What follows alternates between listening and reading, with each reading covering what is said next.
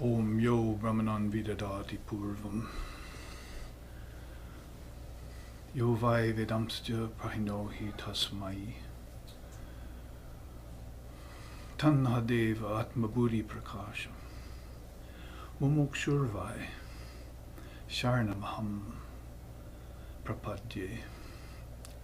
Om Shantihi Shantihi Shantihi. That one all-pervasive presence who projected Brahma, Vishnu, and Shiva at the beginning of a cosmic cycle, and who delivered the Vedas unto Lord Brahma,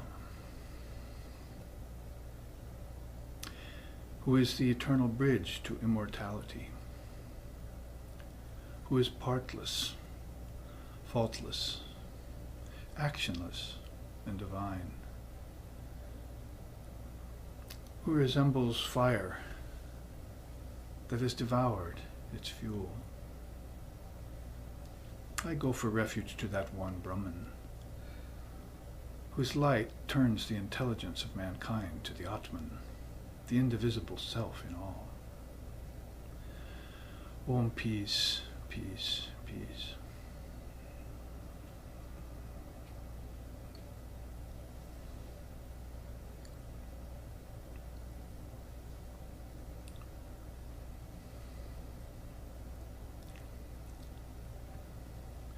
Om Haranmaye Parikoshi Virajan Brahmanishkalam Tachu Brahm Jyoti Samjyoti Tadyadatma Vidho Vidduhu. Om Shantihi Shantihi Shantihi. Shining like burnished gold, highest and deepest, the core intelligence of living beings, partless and indivisible, ever pure and free of all taint,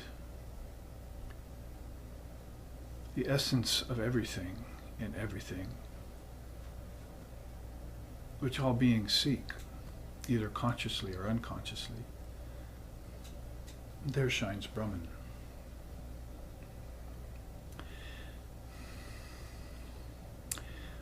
It is that which the Guru speaks of. It is that which the wise ones exalt in. Om peace, peace, peace.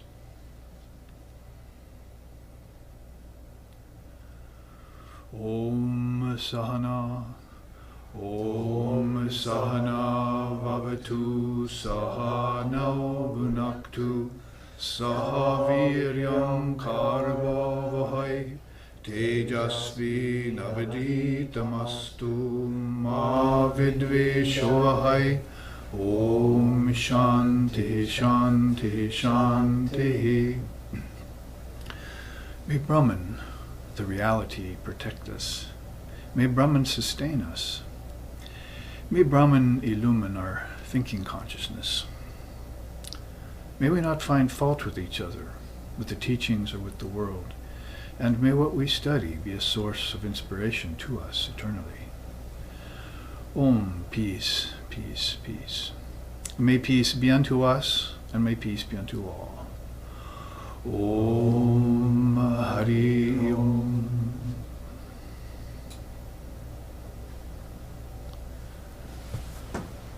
So welcome here to our small contingent of dedicated souls in the Portland, Oregon SRV ashram here in December, where the cold has kept some people maybe from venturing out, and we don't care because we're basking in the rays of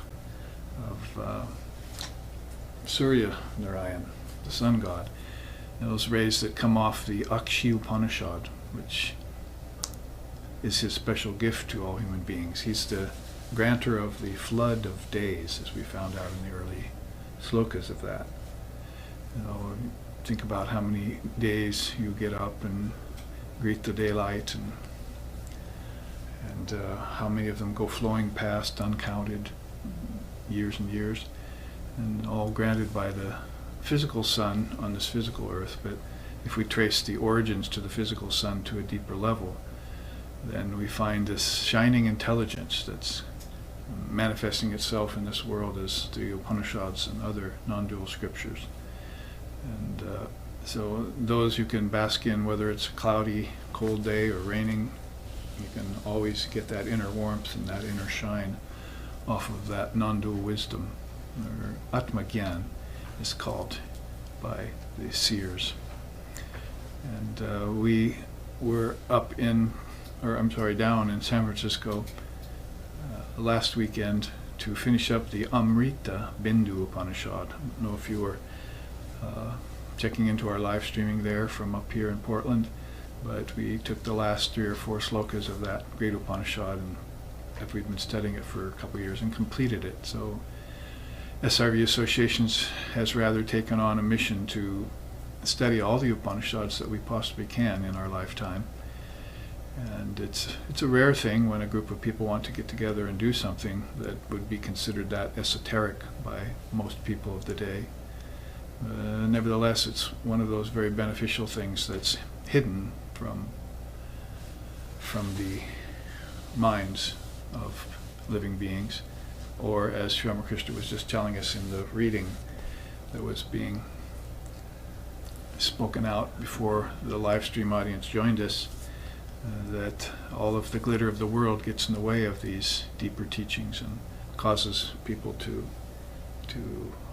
follow the senses outward to the objects and get caught in that kind of external. The world too is Brahman, as the seers tell us, but I have to penetrate through the curtains of Maya that are false superimpositions that fall in front of it. And so they're outward and external, true, but they're also coatings or films over our physical eyes and our physical ears. We have to see what is good and spiritual, hear what is noble and uplifting, as the Upanishads tell us. So that takes a constant discriminatory wisdom, viveka, which our great Swami Vivekananda named himself after prior to coming to the West in 1893.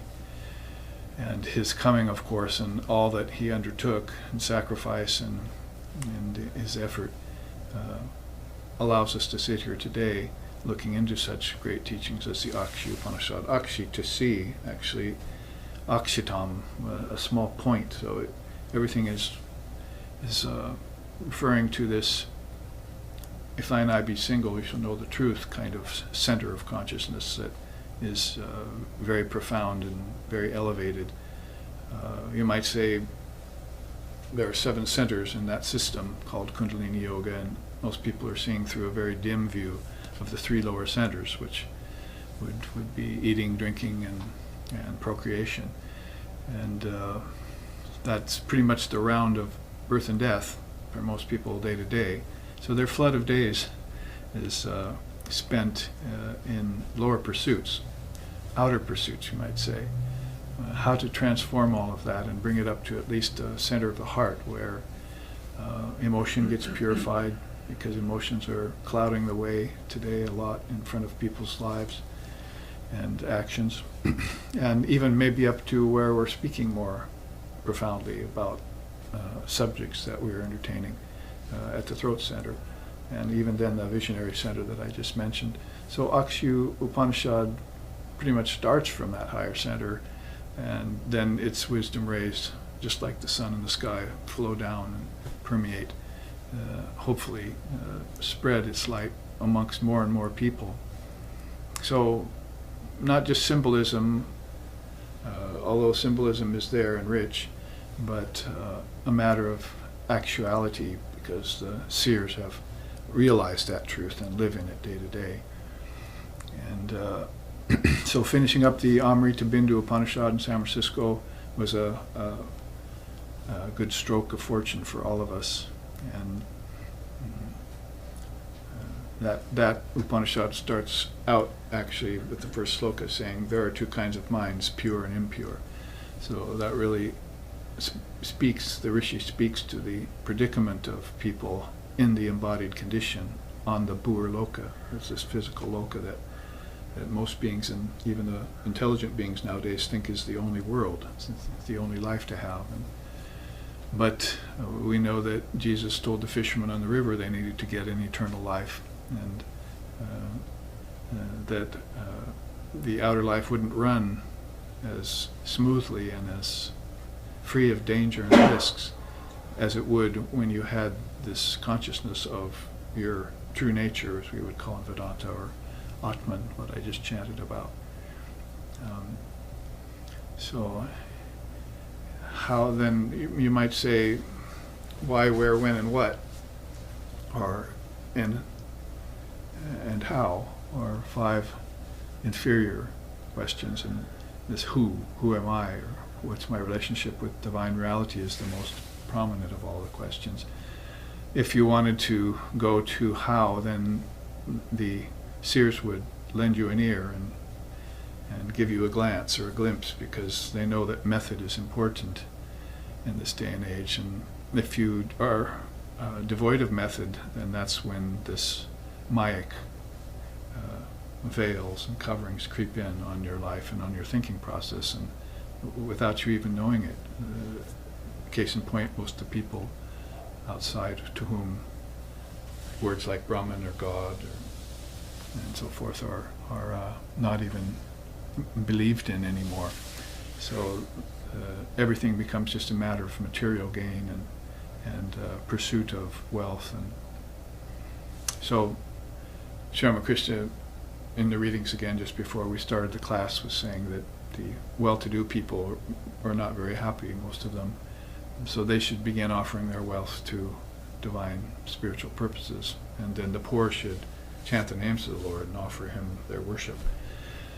So in a world like that, which you're probably talking about the Treta or Satya Yuga long ago in India, then all peoples are gathered around a center, just like everyone would gather under the sun on a beautiful day. So in a society like that, then there would be less need for austerities and spiritual practices that had to be kept ongoing day to day because of this presence, this pressing evil of ignorance or avidya that clouds everything from the moment you open your eyes out of sleep to when you close them at night to go back into sleep. So generating a more well-rounded consciousness, raising your consciousness, sometimes they used to say back in the 60s, raising your awareness would have to do with some method, and you would have some practice to do that. So the Akshi Upanishad, as we dive into it today, it gives us those methods.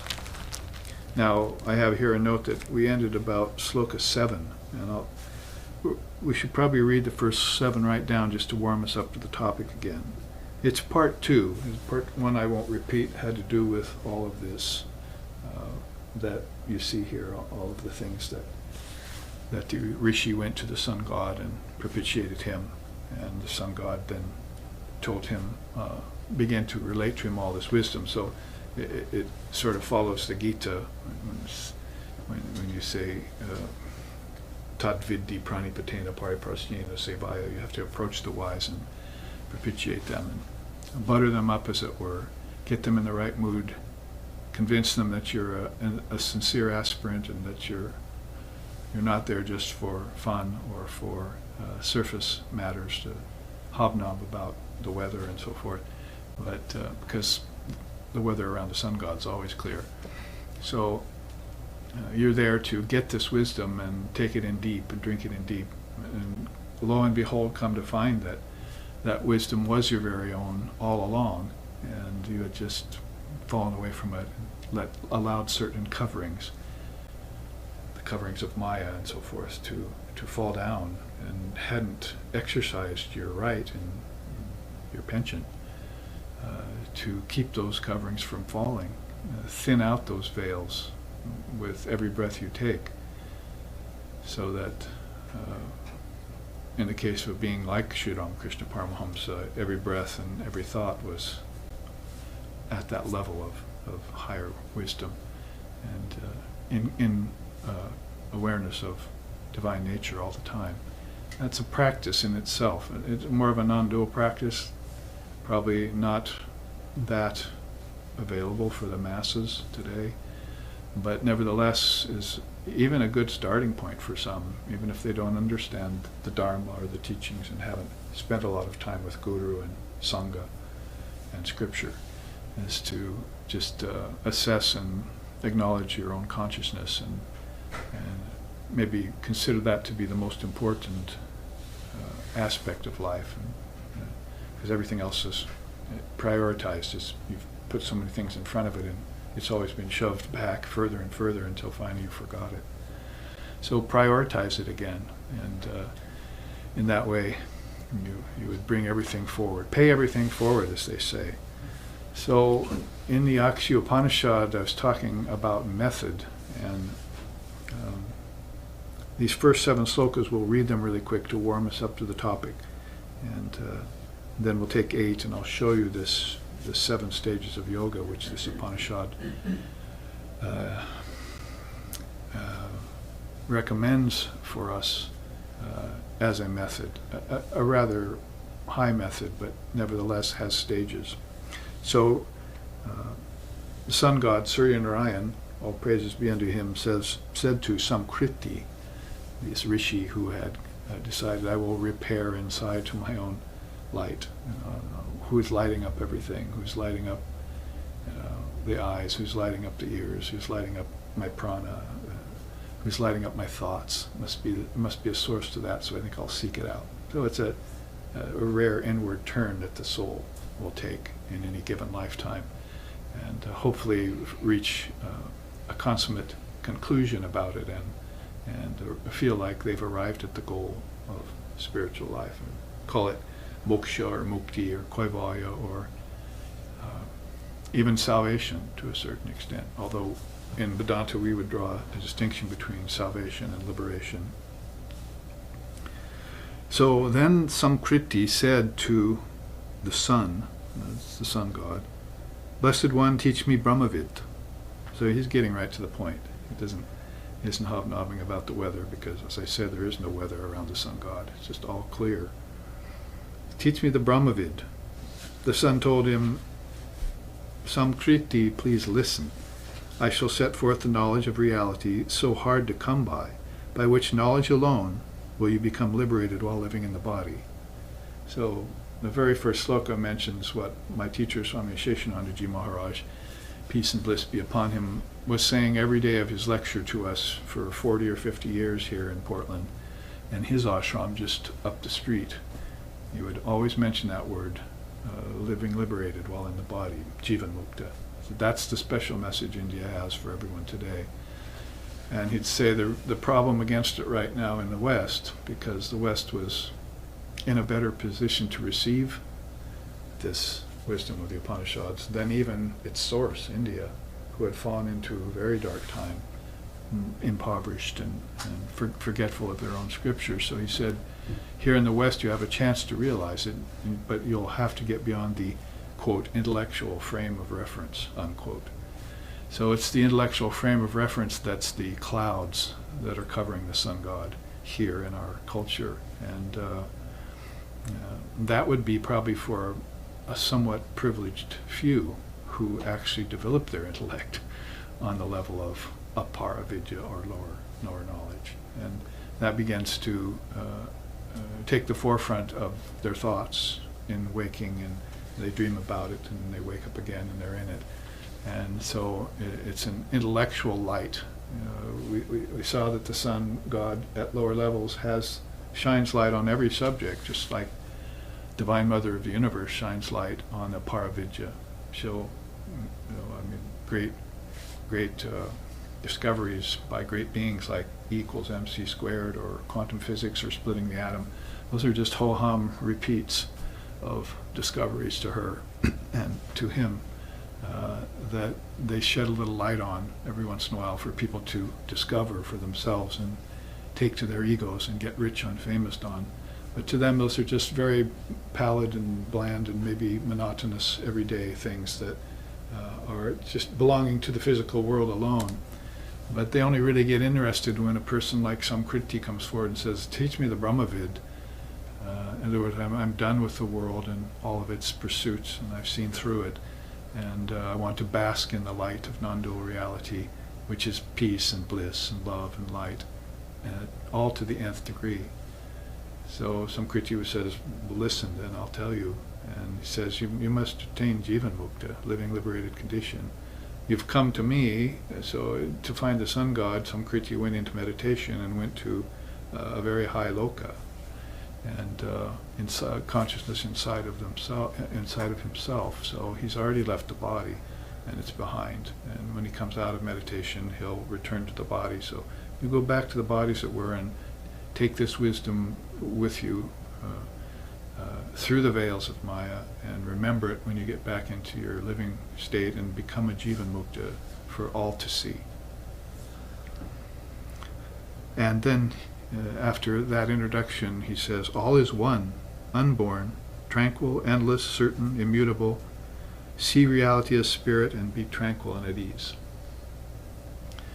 So that's Surya Narayan's conclusion about the whole thing. All is one, and unborn, tranquil, endless, certain, immutable.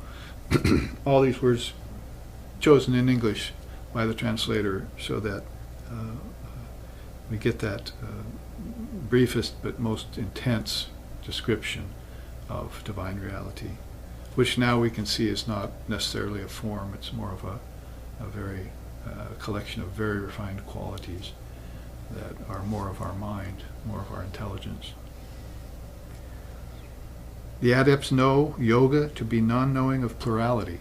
Very nicely put by the translator here. Just to say it's one, sometimes it'd be too simple, but the non-knowing of plurality kind of switches you to a different perspective. It's saying exactly the same thing, but it uses a bunch of words in reverse on you, so that you say, you could say it's one and walk around and say, oh, it's all one, how blissful, and then run into a bus or something and see how two everything is.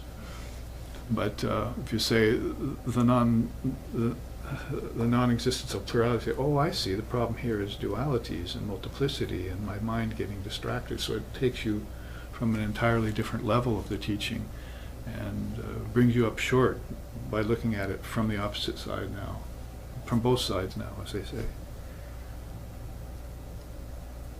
So the adepts know this. The adepts know yoga to be the non-knowing of plurality. And the spontaneous attrition of the object-seeking mind. Rooted in yoga, then, perform actions, or, if you are averse to actions, perform them not at all.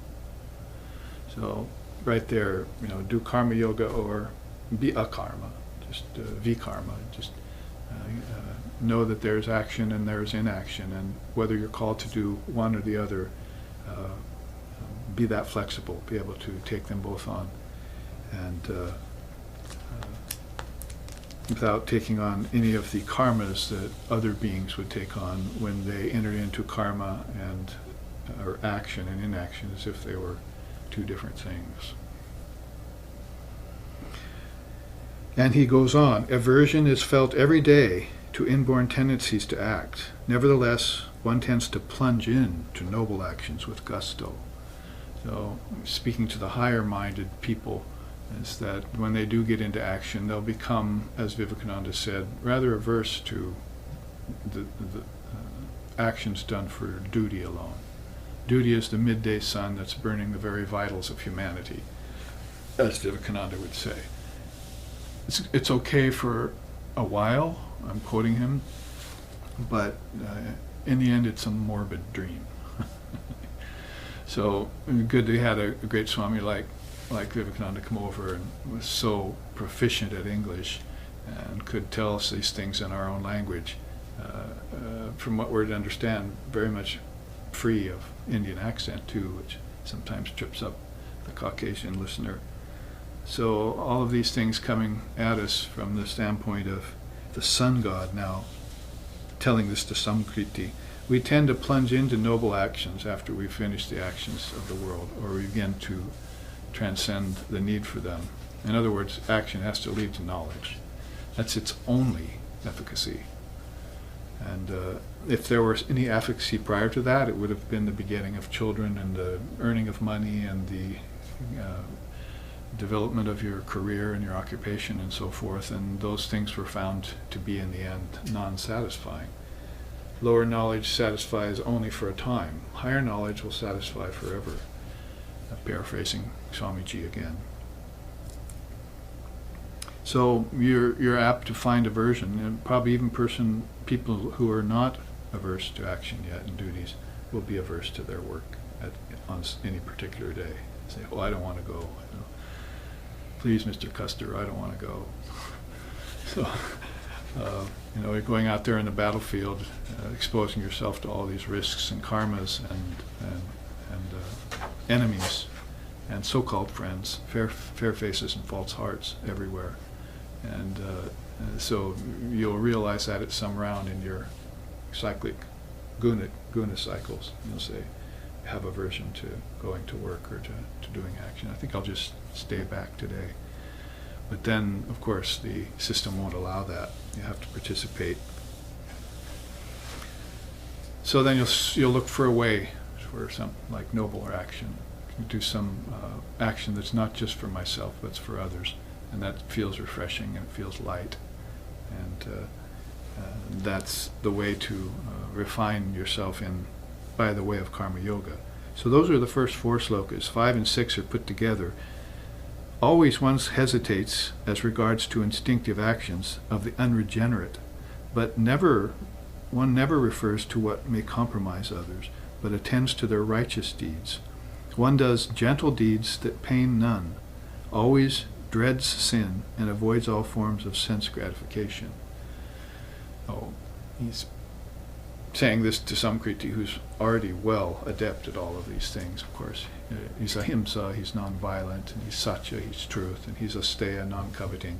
He's got all the poles, the main parts of yoga well under accomplishment. And so in a thorough presentation of this first subject of after Jivan Mukta and action and inaction have been given forth, and he's telling him pretty much what the result of working in the realm on the yoga of karma yoga results in. One does gentle deeds that pain none, and dreads sin and avoids all forms of sense gratification. So even the senses now have been brought back from their objects, and they're practicing pratyahara. So basically, the yamas and niyamas, and your posture and your breathing, probably all pretty much together then. And then now you can actually put your mind on that stumbling block in yoga called pratyahara, where the objects have to be given up, both externally and internally, and of course internally is another level of it. Most people can, even because of their boredom with objects and things, like the rich getting things, and what's the next thing I can do to satisfy my senses? And so this will get into kind of a perverse and outlandish way of pursuing life, which is a free-for-all smorgasbord of bizarre actions and attainments and possessions. But the intelligent person will say, I think I can repair inside. As the first sloka says here, he repaired inside to the sun god, to the realm of the sun god. So he as a wise person then would definitely go inside to the next level of pratyahara and see where the objects and my fascination with them began. You might as well say in the fetus or before the fetus. I came here for objects and desires for them, and I wasn't done with that in my end of my last lifetime. So here I am again, pursuing them again. And is my view getting finer? Is my eye becoming more single? Are my senses becoming more pure?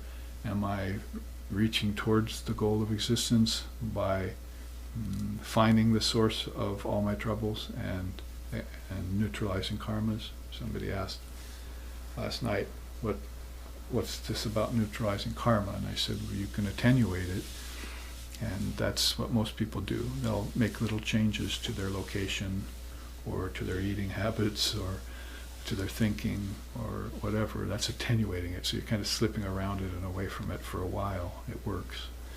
But it's just an attenuation, and pretty soon you haven't really expunged the thing yet that's after you. It'd be better if the hound of heaven was after you, but other dogs are yapping at your heels. So then you could try neutralizing it and that's where you'll need a method and some sadhana. You go inside where it originated and you find it and you neutralize it. It's not going to come back again. Or you can destroy it completely, dissolve it.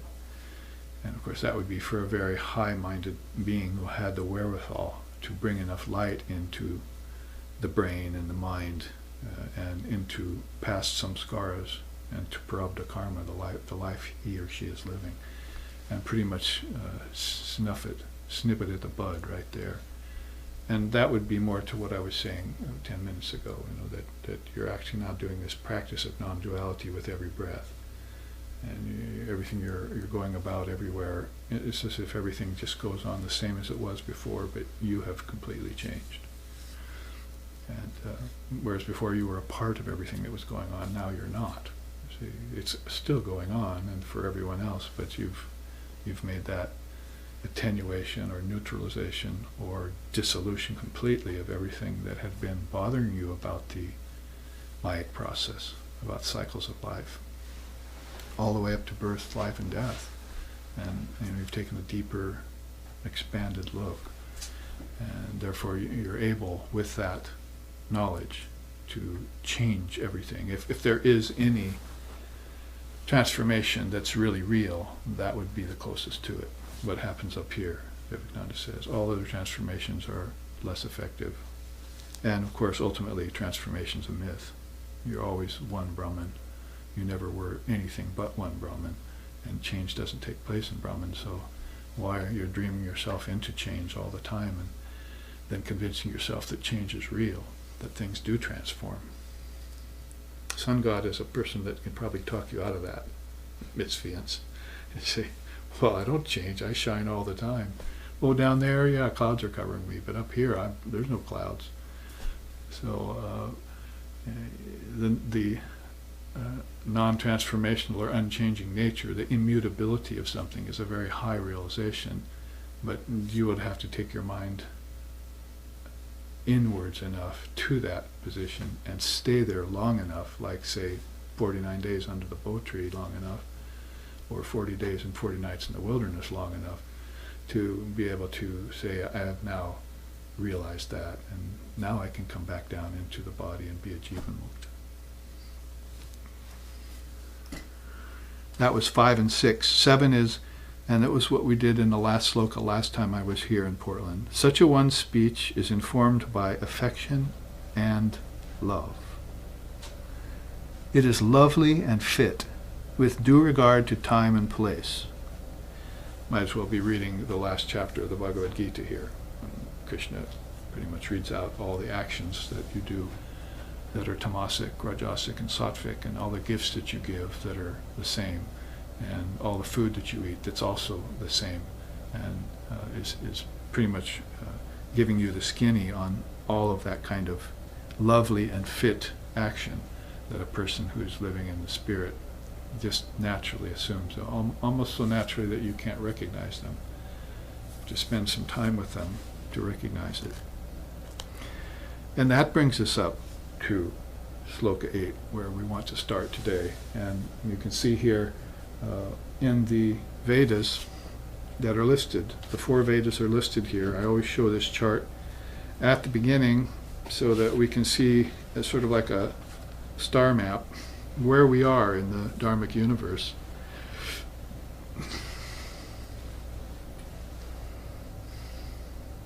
And my copy of this, I want to have to crane my neck. I always love to, even though we've done it many times, I love to read that quote by Swamiji. He says, sober-minded men have become disgusted with their superstitious religions and are looking to India for new light. How eagerly they take in any little bit of the grand thoughts of the holy Vedas, which resist and are unharmed by the terrible onslaughts of modern science. The theories of creation out of nothing a created soul, and of a big tyrant of a god sitting on a throne in a place called heaven, and of eternal hellfires have disgusted the educated. And the noble thoughts of the Vedas about the eternity of creation and of the soul, they are imbibing fast in one shape or another. So there it is right there again, the pure mind, the impure mind, discrimination or non-discrimination, or whether or not you believe in the eternal or you believe in the non-eternal. You believe in change or you believe there's a changeless reality. And then more than just belief, you go and find it out and turn it into faith. Beyond mere belief is faith. Then you live in that faith. So, beautiful way in which Swamiji would put these things again when he came in our own English. Now you can see the 4 Vedas there, and what we are looking at right now is the Akshi Upanishad. If we look down the chart, we see it there under the Yajurveda. It was the same, I think, with the last Upanishad we studied here too. So there you see the Yajurveda is divided, these 108 Vedas, or Upanishads rather, in the 4 Vedas are divided in, this one's divided into 2. So there are 51 Upanishads in this particular Veda, and the Akshi is the one that falls under the Yajurveda, Krishna Yajurveda. Right there. So you are here in Dharma, in the Dharma star map. So now that we are oriented, let's look at Sloka 8. But actually,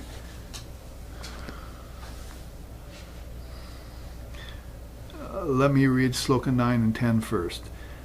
One attains to the first stage of yoga. Whoever entertains such thoughts as regard to crossing transmigratory life is said to have attained a state of yoga. So the minute you have the thought that all of this is unreal, or all of this is Maya, or all of this is apparent only, there is an unchanging reality that is belied by life in multiplicity and relativity. The minute you have that thought, simultaneously the thought comes, I think I will cross the transmigratory life and be myself again, and see this all as a dream, and live in my true nature. That they call that the first stage of yoga. So that's why I wanted to show you this new chart nobody's ever seen yet. The Akshi Upanishad's 7 states of yoga. So starting at 8, 9, and 10, we find out that some kriti is going to be given the Brahmavid, and the Brahmavid will be vast and profuse, but there will be a guide through it of 7-stage yoga. So you know how there's a 8-limbed yoga in Patanjali, and you know there's a 8-fold path, and there are different numbered systems in India, probably too many to shake a stick at. But here is Akshi Upanishad's rendering of a 7-stage yoga that will be outlined. 9 and 10 states the first stage of yoga, and then 11 states the second, and then 3rd stage is in Sloka 14, and 4th stage is in Sloka, is later on.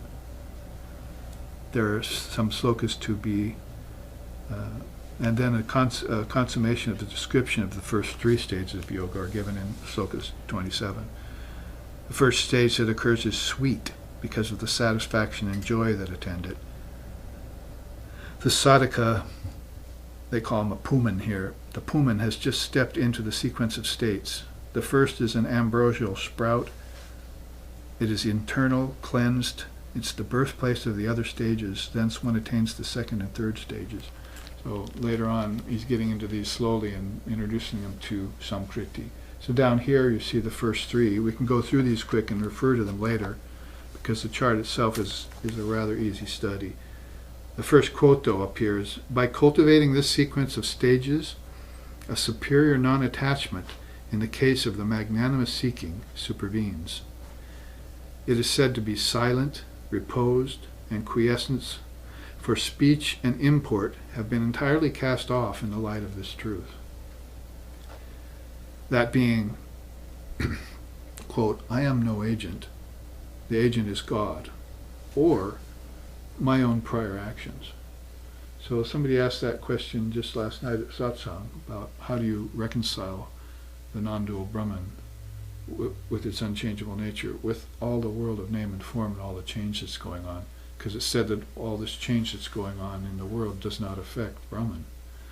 And we're quick to rush forward to point that out, that the ocean doesn't change no matter how many waves start up on its breast. And continually changing, the depth is always peaceful.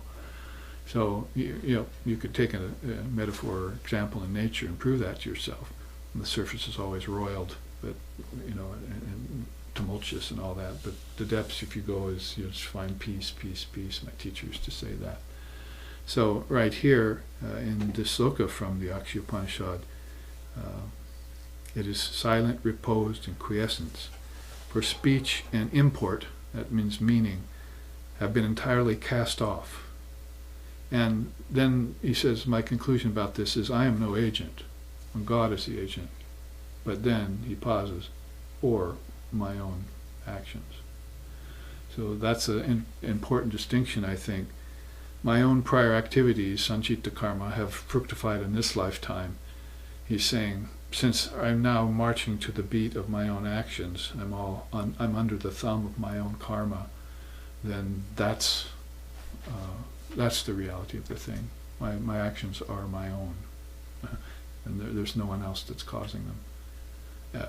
Otherwise, if I could attenuate that or neutralize it, then I could say, like Sri Ramakrishna says, God is the only agent. Shakale tomari icha, O Mother, you're self-willed. Everything is done by you. I do nothing. You're the chariot. I'm the chariot. I'm the chariot. You're the charioteer. So people like to quote Sri Ramakrishna about that and pretend like that's them. But it's a far cry from just saying it to actually realizing it and living in it. That I'm. Otherwise, you have to default to my own karma as the agent. And that's an honest way of proceeding in spiritual life, is just to take your own karma and look at it and own up to it, and then begin to either attenuate it, neutralize it, or dissolve it as to the ability of your wherewithal, any method that you can get from the seers or the scriptures that will allow you to have that as an ongoing process as you live your life. Will be dharma drops in the bucket, like Buddha said, or will be positive, the gathering of positive thoughts, and otherwise you're going to have to be completely free of karma to say God is the only agent. I don't do anything, God does everything. Probably Sri Ramakrishna was the only person that ever said that I believed, or maybe Ramana Maharshi. So they really had reached a level where they could say that. God is the only agent, I do nothing. Other people would say it, but then you'd find them doing things, and there would be karmas coming back from them, and they would own them, or they would shirk from them.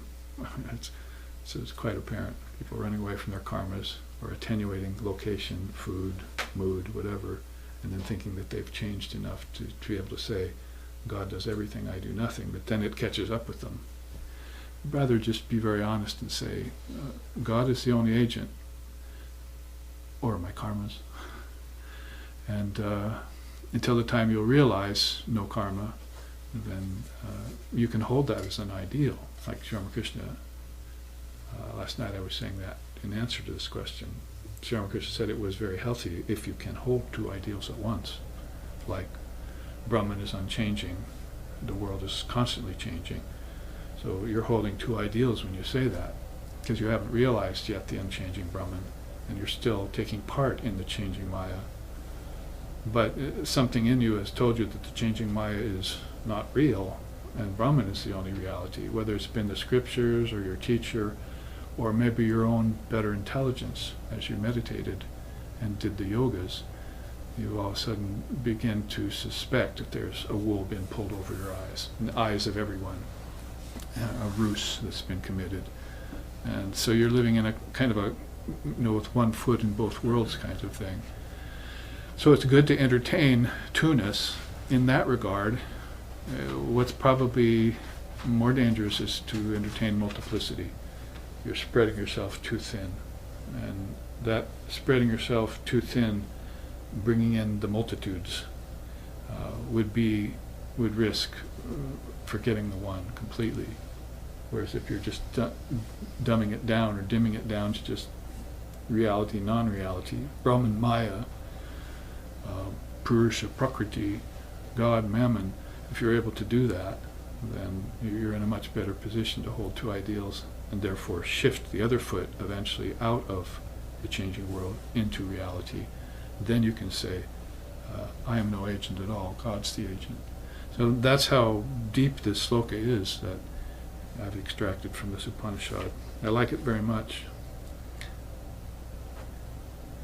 Speech and import have been entirely cast off in the light of the truth. The truth being, I am no agent. The agent is God, or my own prior actions. So he hasn't decided yet, in a sense. He says, well, my actions are still operative because here I am living them. This is called prarabdha karma here, and it's an arrow already shot out of the bow, and I'm having to go with that momentum toward that arrow that's shot out of the bow. It's impossible to bring it back. So a part of me believes that, and then a part of me is standing back there with Ram, who hasn't even took the arrow out of the scabbard and placed it in the bow yet, saying, let's not do that. Maybe, let's not cast those arrows anymore. Let's break them all over our knee, and then act no more. Act no more in selfishness. If you can act in selflessness, that's not action at all, really. But it's a very, very hard thing to learn.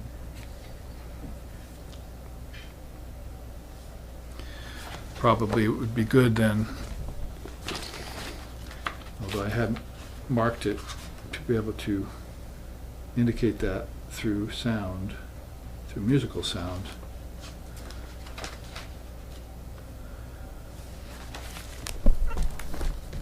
Because it was one of Sri Ramakrishna's favorite songs. Maybe his most favorite song was this, O Mother, all happens by thy own sweet will, not by my own will.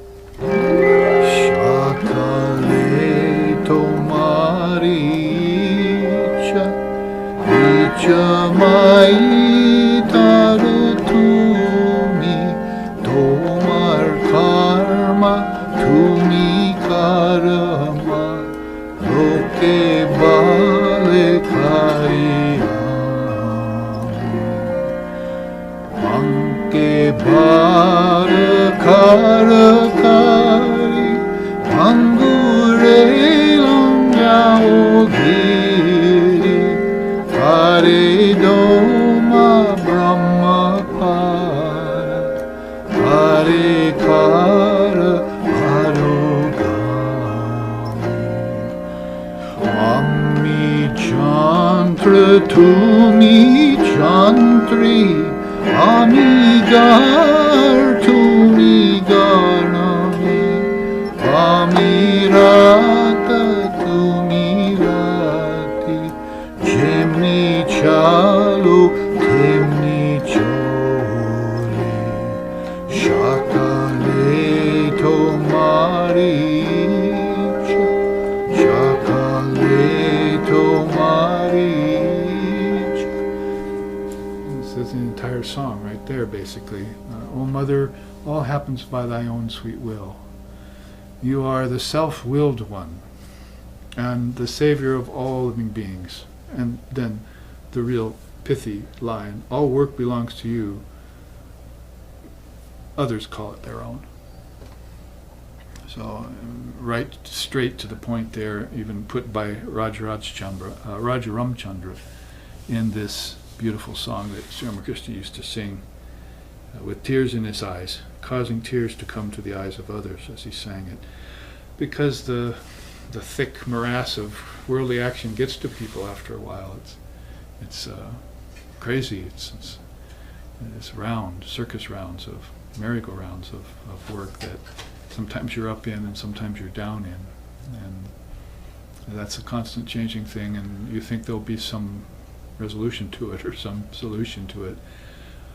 And there will be periods of peace that come to you, whether it's a vacation or a retreat, maybe like next week in Seattle, somewhere where you can get out of it and really get a close view, if not a 40 days, 40 night view, at least a few days view of perspective on the whole thing. It's constantly vexing the human soul, these experiences in nature. So where is mastery, and where is even quiescence or peace of mind, and those things, how rare they are to come forward in the process. So you develop the ability to withdraw from the process on demand. You see, it's like you're okay, mind.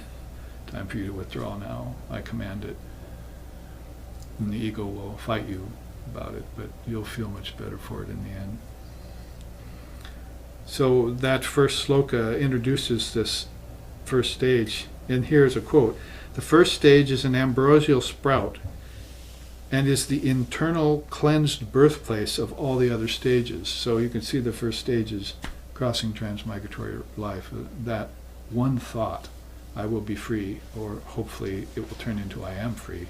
I always have been free. But for now, I will be free, is what Buddha told everyone. He says there's no three kinds of beings. There's just two kinds of beings, the free and the bound, the awakened and the unawakened. And somebody said, wasn't there those who are trying to awaken? No, they've already awakened.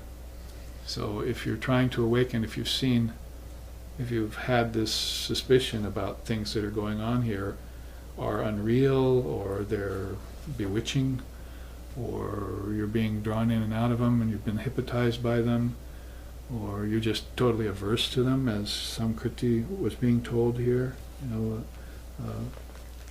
Aversion is felt every day to inborn tendencies to act. Nevertheless, one tends to plunge into noble actions. If you've made that refinement in your assessment of what karma is, karma and karma yoga is, at that point then you can have this requisite peace of mind that's beginning to come to you, and you can say, I will be free. I see it now. So at that moment you're already free. It's like they used to say about getting your initiation. It's called mantra diksha. You go to a great soul in our tradition and they give you a seed syllable with a bijam, a root word, and it's very transforming. I mean, even if your mind and ego aren't down with it, the mantra has still been given, and so you're going to be reciting it with your own will, and the mind and ego are going to have to step back out of the way, because this seed in you that's been given, a word like Om, say, which is a very well-known, powerful bijam, will be enough to overwhelm all of the objections of the mind and ego, because they have to change. They have to face the piper. They have to pay the piper. So that's a very wonderful point. So I'm saying that because they would say that to you when you got the mantra. Say, well, I'll use this to get free, right? You say, no, you just got it. You're free. See, you got the mantra. I just gave it to you. You're free now. So what's this thing, or I don't understand, I'm free yet? It's karma rolling off, and it's called the mind catching up with the fact that the soul is free.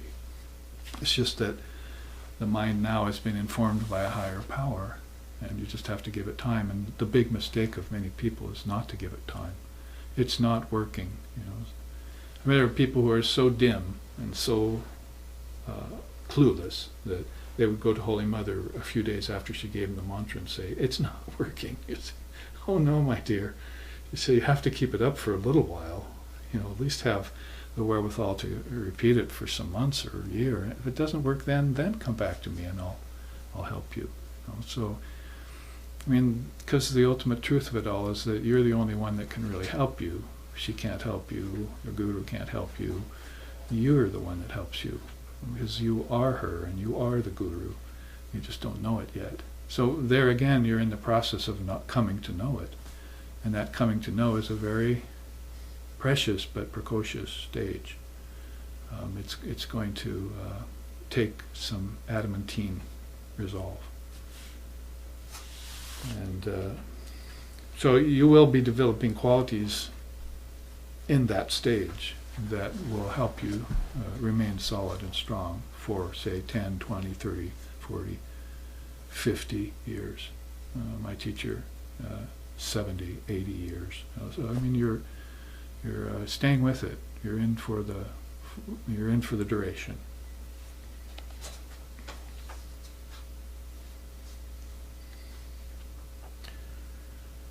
Among these early stages, the third stage is superior, for it is here that the sadhaka outgrows the tendency to imagine and thereby get ensnared by his own mind in Maya. So from the stage 1, yoga, crossing transmigratory life, to stage 2, vichara, studies with the acharya or guru, takes on the studies. Vichara begins to analyze, basically. And that's here in Sloka 9 and 10. One attains the first stage of yoga. Whoever entertains such thoughts as regards to crossing transmigratory life is said to have attained the state of yoga. Everyone else is just said to be noble. Arya, we call it. The word is Arya in Sanskrit. Then, coming to the next stage of yoga called analysis, vichara, the sadhaka resorts to the foremost scholars, well known for their serious eruditions, interpretations of Shruti and Smriti, full of good conduct, fixed attention, contemplation, and activities. So, you might say right there is these 4 yogas in them, and you come to them because they've mastered it to a certain degree or completely, as the case may be, and they're teaching you the Shruti, which is what must be heard, and the Smriti, what then can be heard, once you understand the profundity of non-duality, the immediacy of non-duality, and the presence of everything is understood by you. Then all the rest of the Smriti, scriptures that are secondary, can be listened to, and you get bliss and peace out of them. All of this is another world you've entered into. These stages are just like steps in yoga. Those steps in yoga are taking you back into your own levels of your own consciousness that you didn't acknowledge before, and you didn't step into for a long time. So the doorways, hinges became rusty, and keys were lost for locks, and it's like an old house that hasn't been entered into for years. But all of a sudden, this light shines, and somebody hands you, a can of WD-40, and you spray, the rust goes away, and you enter into the house and clean the cobwebs. This is how long these stages, or these doorways, or these lokas, or these akashas, have been left unattended by people. Their own consciousness left unattended. So it's creaky at first, and old, and musty, and fearful, like an old house. So bring the light of the sun god into it with you. Then, as we were just reading about stage 3, it's the tendency to outgrow imagination. Asansarga means achieves non-attachment, in brevity there. So you don't want to dream in Maya anymore. You want to wake up, and it'd be like walking out of the house with a cold. You can't, on a spring day, you can't smell a thing. Your ears are plugged up, you can't hear the birds, and your nose stuffed up, you can't smell the flowers. And, living without that ability to detach from the unreal and attach to the real is like your spiritual nose having a cold, your senses being stuffed up, your subtle senses inside. You have 5 of them being all stuffed up, and you haven't used them for a while. So you go to a physician like Samkriti did, and you find the highest physician, and he clears all that up for you with this nectar of non-dual truth. Now, I'm a little torn as to whether to leave these other 7 till later in the Upanishad when we come to it. That would be like next year when we take up some of these slokas. Upanishad's just over, 48 slokas long. So we will not take us that long to finish it, but maybe as we come to these stages, I will be returning to this theme and letting you know. But the first 3 are mentioned right here in slokas 8, 9, 10, and 11. To reread that, one attains the first state of yoga. Whoever attains such thoughts and regards the crossing of transmigratory life as the goal is said to have attained a state of yoga. And the rest are said to be just noble, arya. They're trying, but they haven't attained the first stage yet. Sloka 10 and 11, coming to the second stage of yoga is called analysis, vichara. The sadhaka resorts to the foremost scholars, well known for their serious interpretations of Shruti and Smriti, good conduct, fixed attention, contemplation, and activities. Well-rounded souls.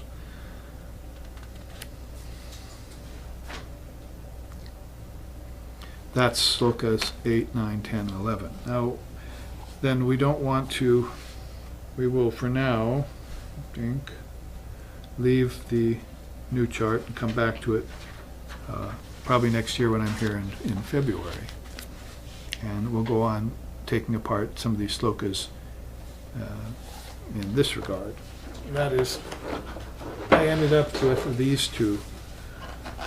I ended up with 2 of these, in other words, 2 versions for some reason. And so, based on the saying of Sri Ramakrishna that the mind should be a hot air balloon, and therefore rising all the time.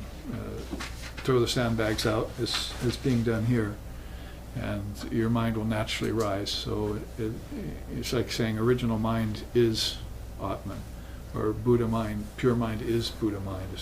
Buddha and Ramakrishna both made those statements about the mind. So obviously they're looking from the standpoint of a pure mind, and a mind that's natural and has not been defiled by the sandbags and weights of considering everyday life to be the end-all and be-all of existence, and Maya to be reality, taking the body to be the soul, or the soul to be the body, as the Tantrists say. So either version you look at, it's the same, just a little different color scheme, just to clear that up. But, fashioning a pure and buoyant mind, dropping the sandbags of gross and subtle mental weights, would be a method then. Just asking why, what, when, and where pretty much relegates you to time, space, and causality, name, and form. But when you start to ask who, then you get what Samkriti was just hearing about here. You get that tendency towards transcending transmigratory life. And that's when you're going to want to ask how, because how is a method. So Sri Ramakrishna would give consummate methods like this that weren't even listed in the scriptures necessarily. He would just pick up on a phrase like dropping the sandbags of gross weights of the senses. If you can do that, senses to their objects, then, and just sit for a while in that atmosphere, your mind will just all of a sudden feel good again. It'll be peaceful. And in that peace is reality. This relativity suddenly just went away, and reality came to the fore. And enough practice at that places you in a state of reality all the time. That non-dual state that you see them in. It's so marvelous. Like our founder, like Siksanam, never a dull thought, never a negative thought. And all the time I spent with him, his mind was just released from all weights and always soaring, no matter what was happening in his life. He had cancer at the end, and he was still very positive. So to put it in Sri Ramakrishna speak, it's rainwater seeks the lowest place to settle. Likewise, the ordinary human mind becomes heavy and dwells on lust and greed all the time. It is like the case of a hot air balloon weighed down by sandbags so that it cannot soar. Thus the wise soul frees itself from the sandbags of worldliness with the sharp knife of spiritual self-effort and rises to inspiring heights directly and effortlessly. So you'll find him saying that in the Gospel of Sri Ramakrishna, this beautiful testament to spiritual life on all levels. It's like a soup to nuts kind of manuscript of everything in spiritual life you need to know. The background drop to this then that I put together out of his mere statement is that there's a sky of awareness behind everything. You can see there. And we're to think that Surya Narayan is shining his rays on all of that, lighting it up.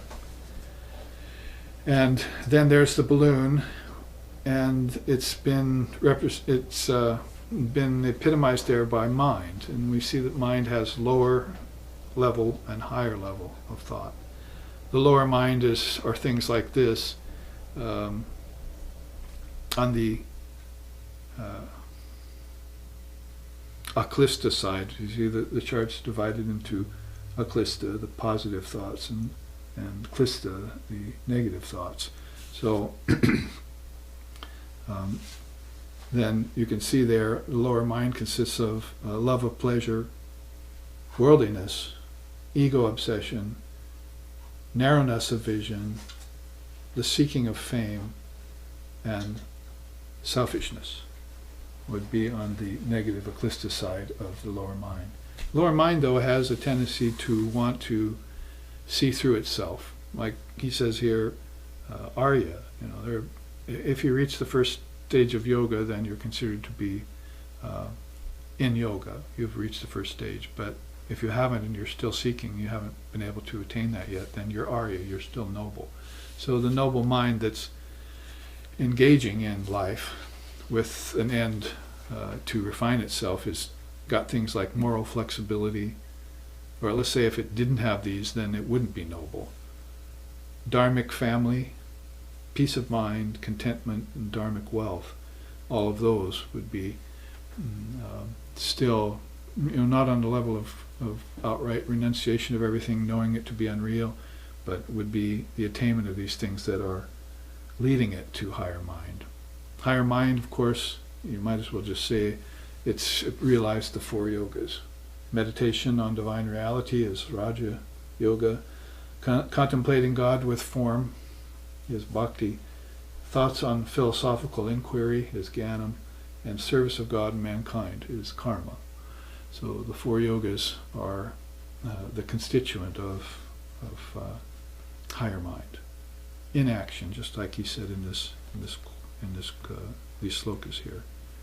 The rest are said to be just noble, but these who entertain these higher thoughts have reached this first state of yoga. First stage of yoga then is a very high thing already. It definitely is a step towards realization of your innate freedom.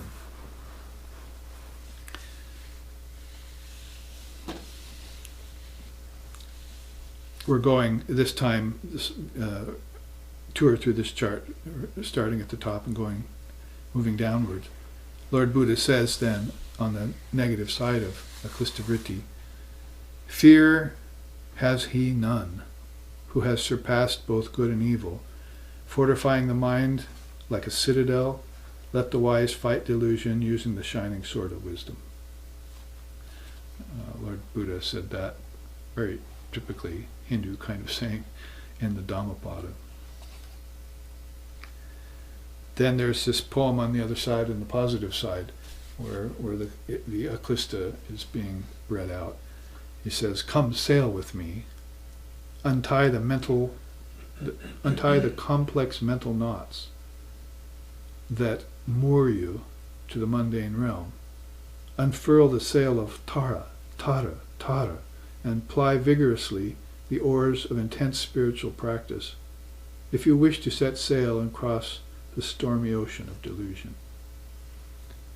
So that was, of course, Lexicon, our founder's own English translation of that beautiful song by Ramprasad Sen. Come sail with me.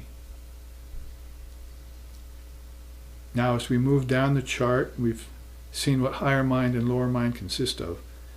And we see that on the negative side there are these red flags. Somebody said that to me today or yesterday, something. Well, what about these red flags? So I thought of this chart. And the red flags for the suffering being who's trying to, because you have to realize people who are suffering could be at the first state of yoga already, or approaching it, because suffering, of course, is a purifier. Pleasure quite often is not. It's a hypnotizer. So there you see the 6 passions as red flags, as it were: lust, anger, greed, delusion, vanity, and jealousy. Kama, krodha, and so forth. And there you see the cloud there, the force of samskaras blowing a wind at that hot air balloon. So samskaras, we know, are mental impressions. I was at a prison just 2 days ago on the Oregon coast speaking to about 18 men who were very much into meditation and were hanging on every word of the Vedanta in their position, in their situation, and talking about, they had never heard about samskaras. So I was very pleased to be able to introduce to them the idea of mental impressions from past lifetimes, which, this minute you entertain them puts you way beyond Freud and Jung and their kind of thinking. All of a sudden you can start explaining things that are happening in this lifetime that aren't explicable by things that you're aware of in this lifetime, by things that happen in a previous existence. So reincarnation all of a sudden makes its debut or its entrance into the stage of life. And well, guess what? All of this has a deeper explanation. Why you love, why you hate, why you have enemies, why you have friends, and why you think the way you do, and why others think or not think the way they do, as the case may be, and why the seers are so free of all of these passions, and why others are so obsessed of them. Everything all of a sudden is connectable, and you can connect it, and you should. That's a part of awakening, spiritual awakening. He says, sail with me, wake up, untie the complex mental knots that moor you to the mundane realm. Those are samskaras. And some of them, yes, they would be so, it would be so immature of you to think that samskaras and complexes only happen here on this realm. Like, somebody has addiction to alcohol or obsession with this and that thing. And think that it all started here, developed here, and ends here. That would be a very, very immature view. As if saying nothing doesn't exist, so something can't come out of nothing. So there had to have been something that caused you this obsession, that drew you to this, like the camel who ate thorny bushes in his past lifetime. He's come back as a camel again to have more thorny bushes, even though he gets pleasure and pain out of the process. So he just doesn't all of a sudden say, a thorny bush, I think I'll eat it. Oh, that hurts. Oh, that tastes good.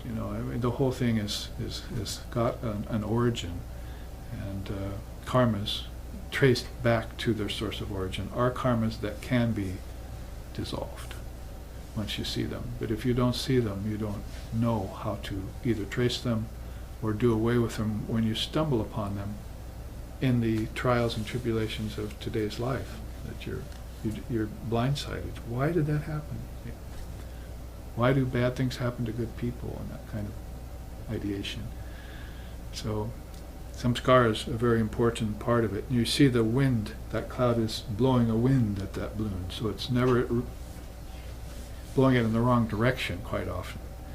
Of course, there are positive samskaras too that would tend to neutralize the situation, calm things down. On the other side of this balloon, as if that weren't enough, and blowing in the opposite way are the winds of karma. So it's like caught between these winds of karma and samskaras, and not finding a very peaceful journey. And that's where we get, as we come down the chart, it's really kind of a quick study too, aklistaside and klistaside. That's father of yoga teaching. Get rid of your klistavrittis with your aklistavrittis. So it's like saying quit watering the weeds, and just start watering the flowers only, and forget the weeds. And for now, anyway, and watch them die. My ignorance is gone, utterly gone. One day, that thing that was bothering me doesn't come up again, and it's disappeared. So you keep on watering the aklista side of flowers, and these divine qualities develop and take the place of where the weeds were growing. Pretty soon you've got a whole flower garden. Just ask the sun god. He knows about flower gardens. They're his people. There's those moorings that attach you to the mundane life, you see. If you can snap those, then you're in good shape. So on the negative side, the moorings are you're ignorant at birth. Ouch. How many people are ignorant of everything at their birth, and when they do start gaining knowledge, they think it's new. But it's just uncovering the knowledge that was already in them. And they're just doing it at a slower rate than people who are born in awareness of their knowledge, because in another lifetime they had realized it. So this ignorance at birth is a sticky wicket. They're very painful. And the quicker you can awaken up out of that, the better for you. Avidya, born in avidya, is like being born in samsara. The real problem with that is it's not likely that you're going to find someone who can help you out of it, because everyone around you is in it. You're born into a family of ignorant people. Ignorant here really means ignorance of anything higher than lust and of fame and name and gain and money and so forth, attended by lust, anger, greed, delusion. They're not really aware of those dangers, but they're being pressed upon them every day of their life. So the moorings on that side: ignorant at birth, attached to the senses, bound by desires, and obsessed with matter. As I was saying earlier in the class, even our most intelligent savants in the West are obsessed with matter. That's all that exists for them, matter and its so-called mysteries. But the real mystery of it is how all of those, everything in matter, came out of mind. No mind, no matter. No matter, never mind. The teacher used to say that all the time. If there's no mind, there will be no matter. So if there's no matter, never mind, because there's no problems, because all matter comes pressed with these problems. You get attached to matter, or you run afoul of the process with matter, or you find great destructive power in matter and create more karma for you and your country and your world. But that's all coming from your mind, and your mind was born ignorant to that fact, and there was no one around to inform it of higher knowledge, because of your samskaras and your karmas were averse to that kind of learning. Even if somebody did come along like Jesus, you wouldn't listen. And only a few people would listen. And so the seers back off from the world, say, I think I'll renounce this bad dream. It'd be better to go back to these stages of yoga and get rid of my desire for transmigratory life. That would be a first step of cleansing all karmas and diffusing all my samskaras, and then I could go on to these other stages of yoga, under the blessing of Surya Narayan, sun god. The moorings on the other side, which are not so negative, and maybe show some advancement for people, are proof of they're proud of their knowledge, they seek subtle bliss, they're bound by good and driven by success. So here's your iron chain and here's your gold chain, as Vivekananda was wont to say. There's no such thing as a good world. A good world is like saying hot ice. So he would not be one to talk you out of this in order for you to get this. He says, well, as long as we're doing the talking about pro, con, positive, negative, and higher and lower, and discrimination, non-discrimination, why don't we just take these as a duality and show you a way above and out of them. As long as you're giving up one, do you really want to get stuck in that one? Because you could spend as long or longer in that than you were in that, because that was no fun, you see. Once you found the fun, what is it? Seek subtle bliss. Once I find the subtle bliss of matter, that I've managed to use matter to power my kitchen and my appliances and my car and various things, then I can have fun with it, you see.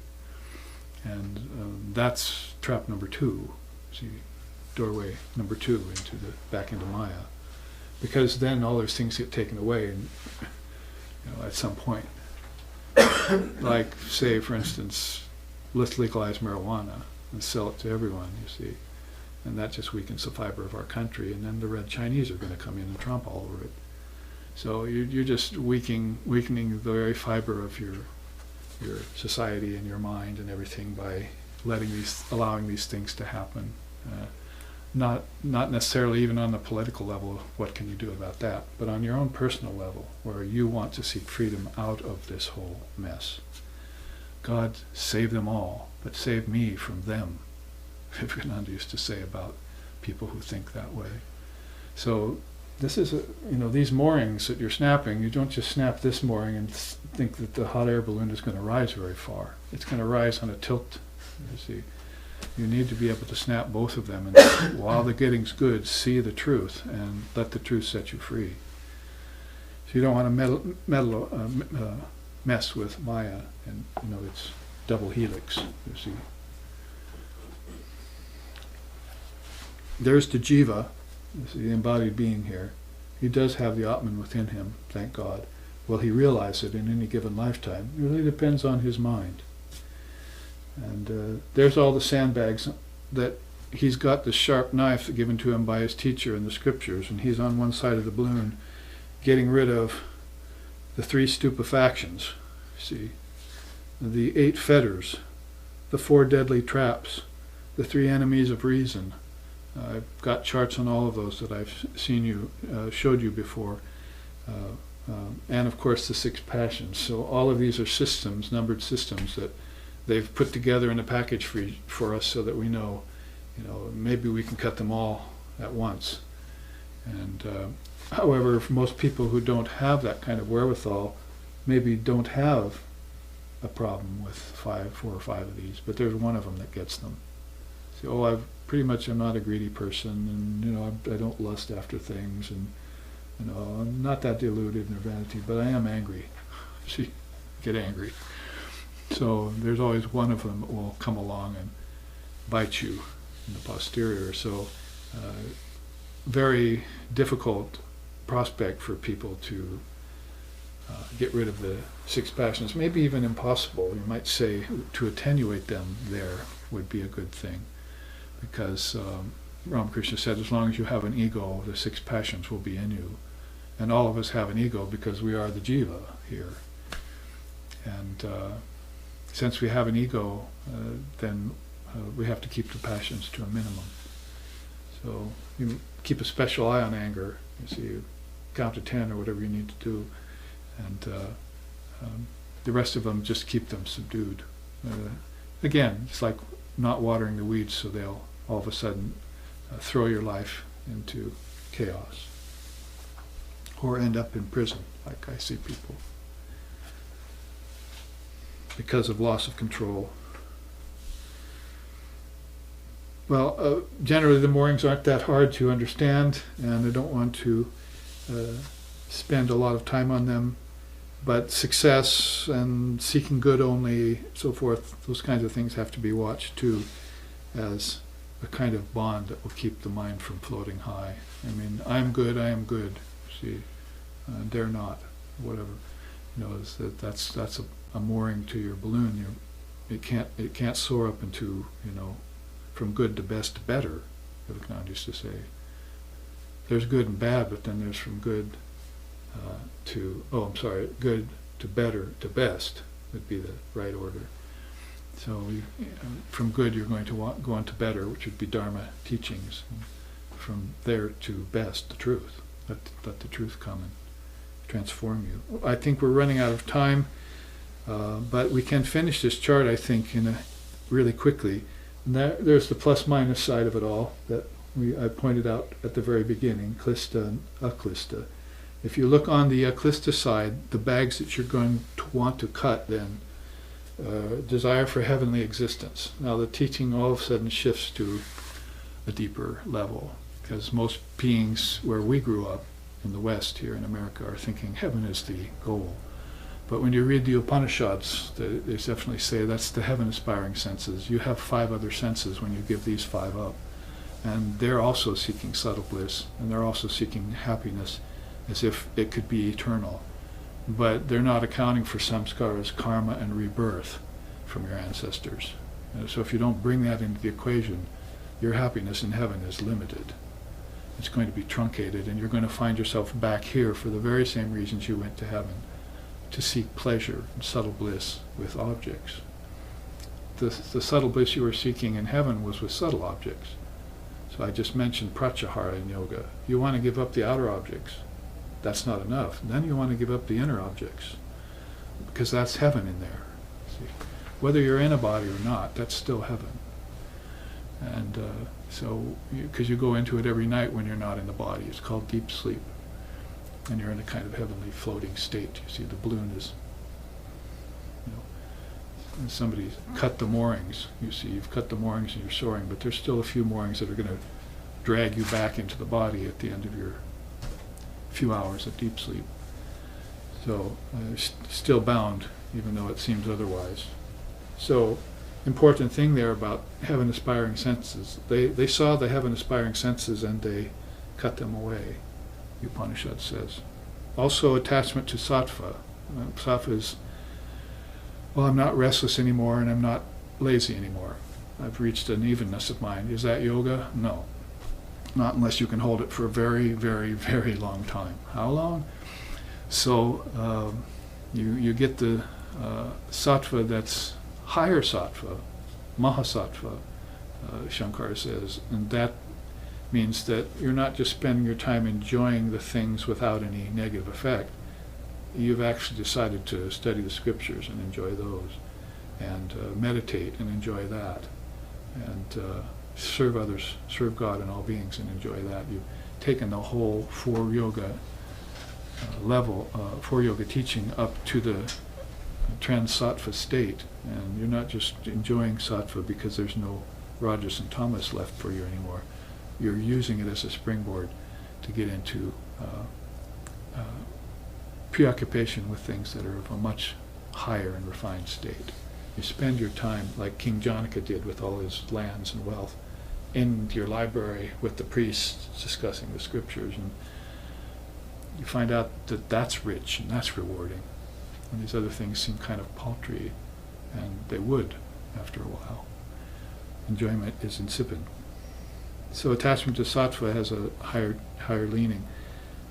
Then finally, the sense of subtle ego will go with that, and lower knowledge will begin to drop away. You're not so obsessed with being a famous mathematician or a famous scientist or musician or whatever it is. All the things that you were seeking go away when you give up seeking. And you just are what you are, the immutable, blissful, ever blissful Atman. You don't just have happiness and subtle bliss, you have ananda, an unalloyed, uninterrupted bliss in your relationships with everything. And that's what he called here magnanimous seeker. The last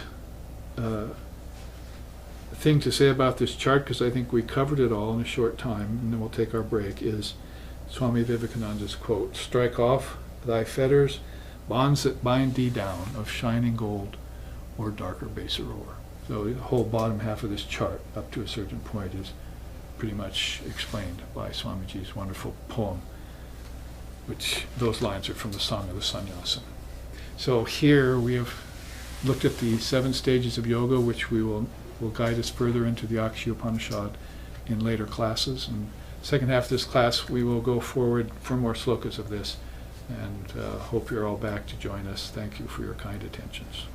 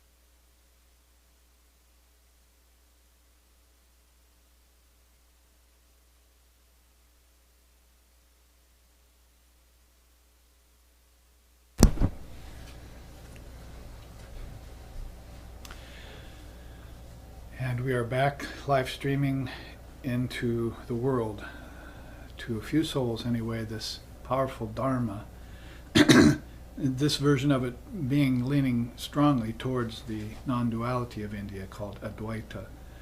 And we want to make sure not to narrow the scope of Advaita by not including Vishishta Advaita and Dvaita, qualified non-dualism and dualism, into it, because Swamiji said one of my great discoveries in this particular age, which infers that he has had births into different ages, is that the three stages of philosophy are like three important steps that are all connected. And people who are learning, yes, they do encounter them and attain them by stages, but people who've already learned use those stages. So you can reach the highest Advaita, but important if you want to explain teachings to others to come back to Vishishta Advaita, which is qualified non-duality, and then even right down to the level where people are worshipping idols and outward, and maybe even objects, because your attention on objects is a kind of worship. They would call that, a lower samadhi. If you were at all conscious of the objects you were worshipping, as having come out of yourself. There's portions of your thought projection. So if you had cherished that kind of idea that you were deifying everything, then, as my teacher used to say, renunciation is not condemnation, it's deification. So you don't condemn the thing simply because it's leading you astray, because it's not actually it that's leading you astray. It doesn't have the power to do that. It's your attachment to it that's leading you astray, including everything that has to do with money. So if you could somehow cherish it, like I've noticed in India when I went there, that the Indian people, money to them is precious. It's neither for greed or for owning things. How many times have I heard sweet Indian women will say to me, but I use money for my God. I use money for my God. I worship my God with money. So that was just read to us out of the gospel before we started today's class. That Ramakrishna mentioned that the poor and people who don't have a lot of wherewithal, monetarily speaking, would worship God with chanting the names and considering money to be an important part of the worship aspect of yoga. So that all has to do with the samadhi of objects. And in connection to what I was just saying, if Advaita becomes something that's just distanced from the world and from intelligence and from matter and energy, then you would begin to strip it of its power and its efficacy to lead you to higher states of detachment. And so that's probably what Samkriti is learning too from the sun god.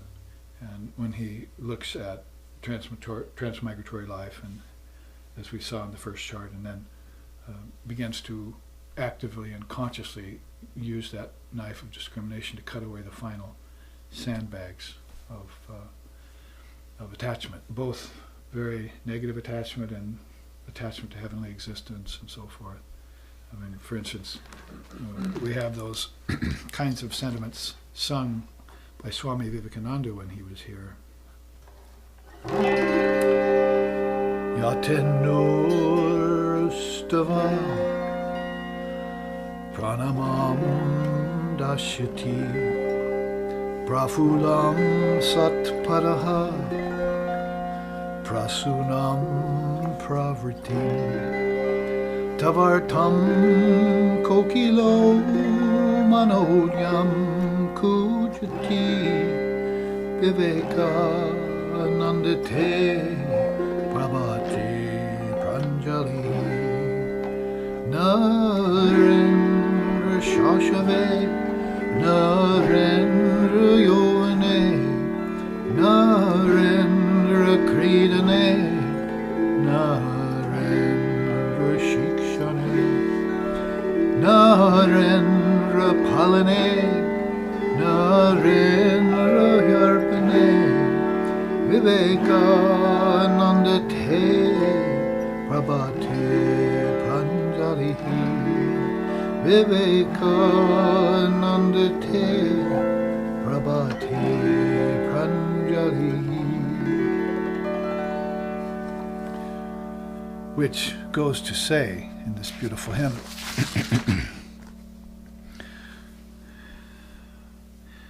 O Grand Renunciate, Vivekananda, Aruna, the Deva of dawn, which would be like the sun god, who grants morning's first light, offers you his obeisances. All of nature vibrates with the thrill of new life and spontaneously sings your eternal praises. Like a blooming flower swarmed by bees, all beings are seeking refuge in thee, the perfect man. In this auspicious dawn of illumination, O Vivekananda, we offer you our abundant salutations. Along with 13 other, or 12 other beautiful verses of this Vivekananda Pranjali, they call it, has been offered by one of the living Swamis of the Ramakrishna order, still alive, I believe. So, speaking about this grand renunciate who nonetheless is always in the company of this sun of wisdom and is spreading those rays amongst people of the world even, not just of the inner worlds, but of this outer world, so fraught with so many problems and sufferings that people have. It is something that we all have the choice to turn to. We have to just somewhere develop some sort of yearning for freedom and divine reality in us. If it happens through becoming tired of suffering or bored with objects and things, then that's the slower way to do it. As we were saying, if you're bored in ignorance, it's going to be a hard prospect to try and work your way out of it.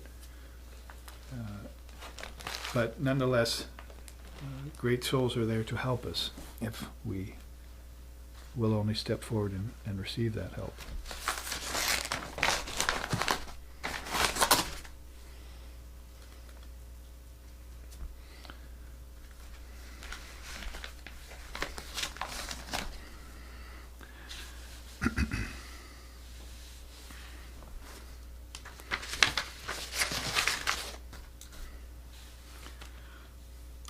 Now these slokas that we're listening to are 8, 9, 10, and 11.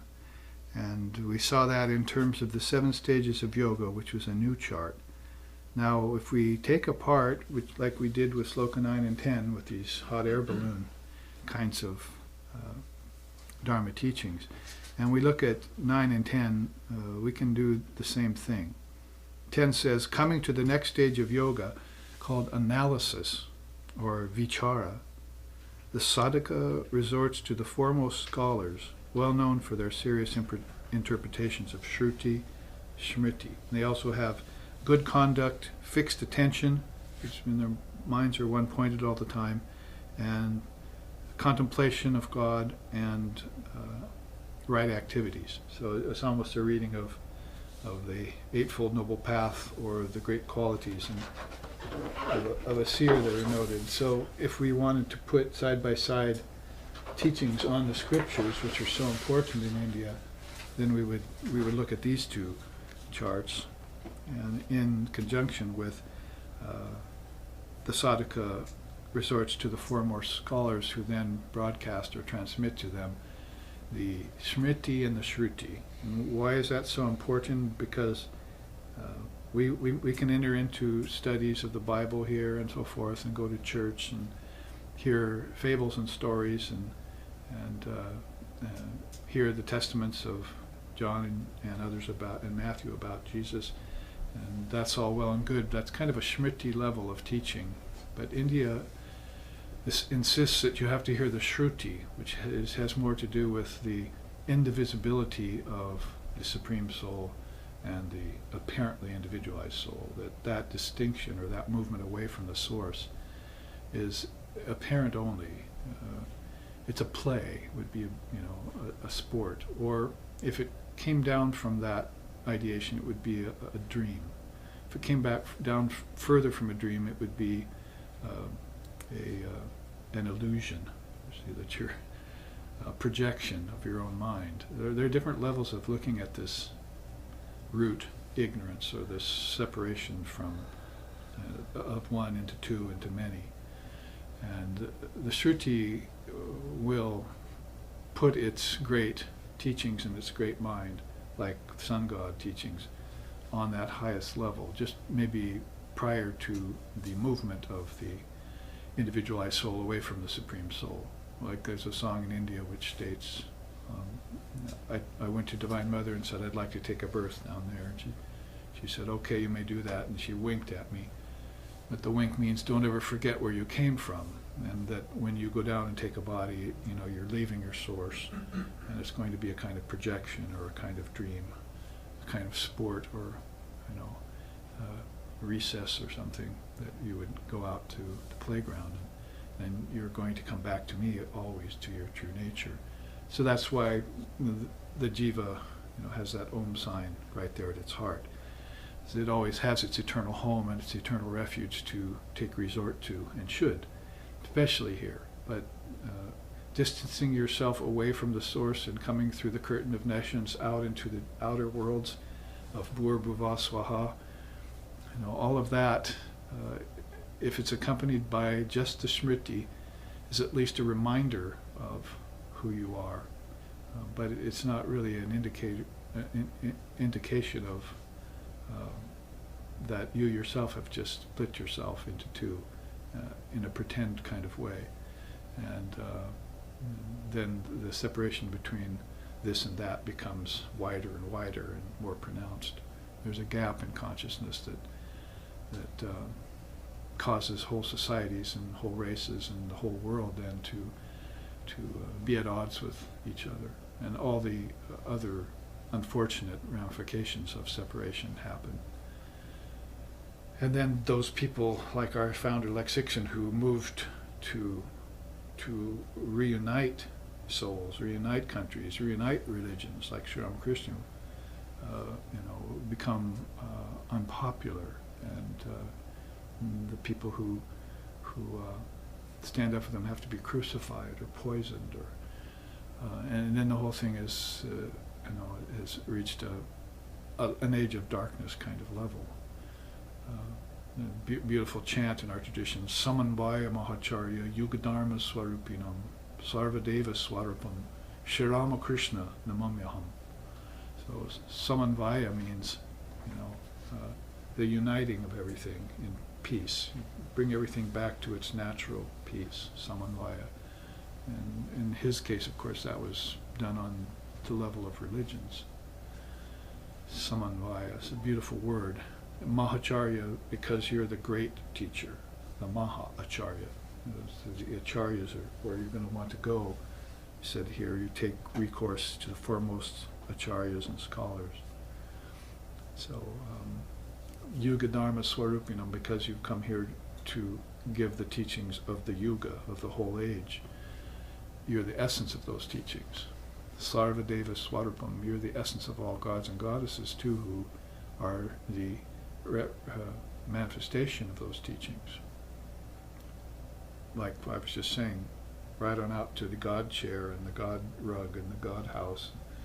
All of these are manifestations of God, and you're not seeing it that way. So there's a God of water and a God of earth and a God of fire and a God of the sun, and this way of thinking becomes alienated from those kinds of souls, and only the ego is existent. It's in its proper dominion then, causing all sorts of problem for itself and others, and it doesn't see that it's the source of its own suffering. So in all of that then, you have this need for seers to come back, summoned by a Mahacharya, a great teacher, to come back and read the Riot Act on Maya and bring forth the teachings of the Dharma. So there is Advaita and Vishishta Advaita. You have dualism where people are in different kinds of dualism. Like I'd say here in the West, we don't really have an authentic dualism. Our dualism is between church and state, religion and non-religion, those who believe, those don't believe. But in India, it's all about those who believe. There's no non-believers there. It's just that whether or not you believe that God is separate from you, or God is one with you, or I'm the vine and you're the branches, qualified. It's not about that doesn't exist at all. So God is existence, and that's been in these three stages of philosophy has been proven, and these are the secrets of the scriptures. But they're always speaking from that standpoint, and when you read them, you might not realize that at first until some Mahacharya comes along and tells you, well, that's actually what you're reading there, is that one consciousness that's at three levels, three different levels of your own consciousness. Bhur, Bhuva, Swaha, or gross body, subtle body, causal body, or outer world, inner world, transcendent world, or AUM of Om, or waking, dreaming, and deep sleep. The whole thing, all these triputis have to do with this three levels of things that all proclaim the existence of God as being absolute. So here, there's a big division of factions, that the atheists, the non-believers, and then those who believe. And those who believe are operating mostly at the level of dualism. They don't believe I and my Father are one, and be thee perfect as thy Father in heaven is perfect, because they're teaching sin and damnation as their main way of proceeding in religion. So it's a failed dualism even. But the other side of it isn't like, oh, well, these people believe in God, they just believe that God is separate from us, and that never the twain shall meet. And then there's those strange people who are actually walking around saying, I am God, and how can we believe them? Because that sounds like blasphemy. So the whole thing is, here in this country, is a very difficult route to find your way through, which I often used to say about my own youth. I wonder how I found this Dharma and adhered to it so fast and so swiftly at 19, and got on the path and never looked back for 50 years now. And it was kind of a miracle to myself to think that happened. So I had some acharyas along the way that helped me with that. And that actually breaks into three too: Guru Anusashana, Vidya Shastra, and Aparokshanubhuti. Guru Shastra, Vidya Shastra is the revealed scriptures. Guru Anusashana is the Guru who comes forth and explains them to you once you encounter them. Sometimes that happens first, or sometimes it happens second. Like for me, 11 years of reading the scriptures, then I found my teacher.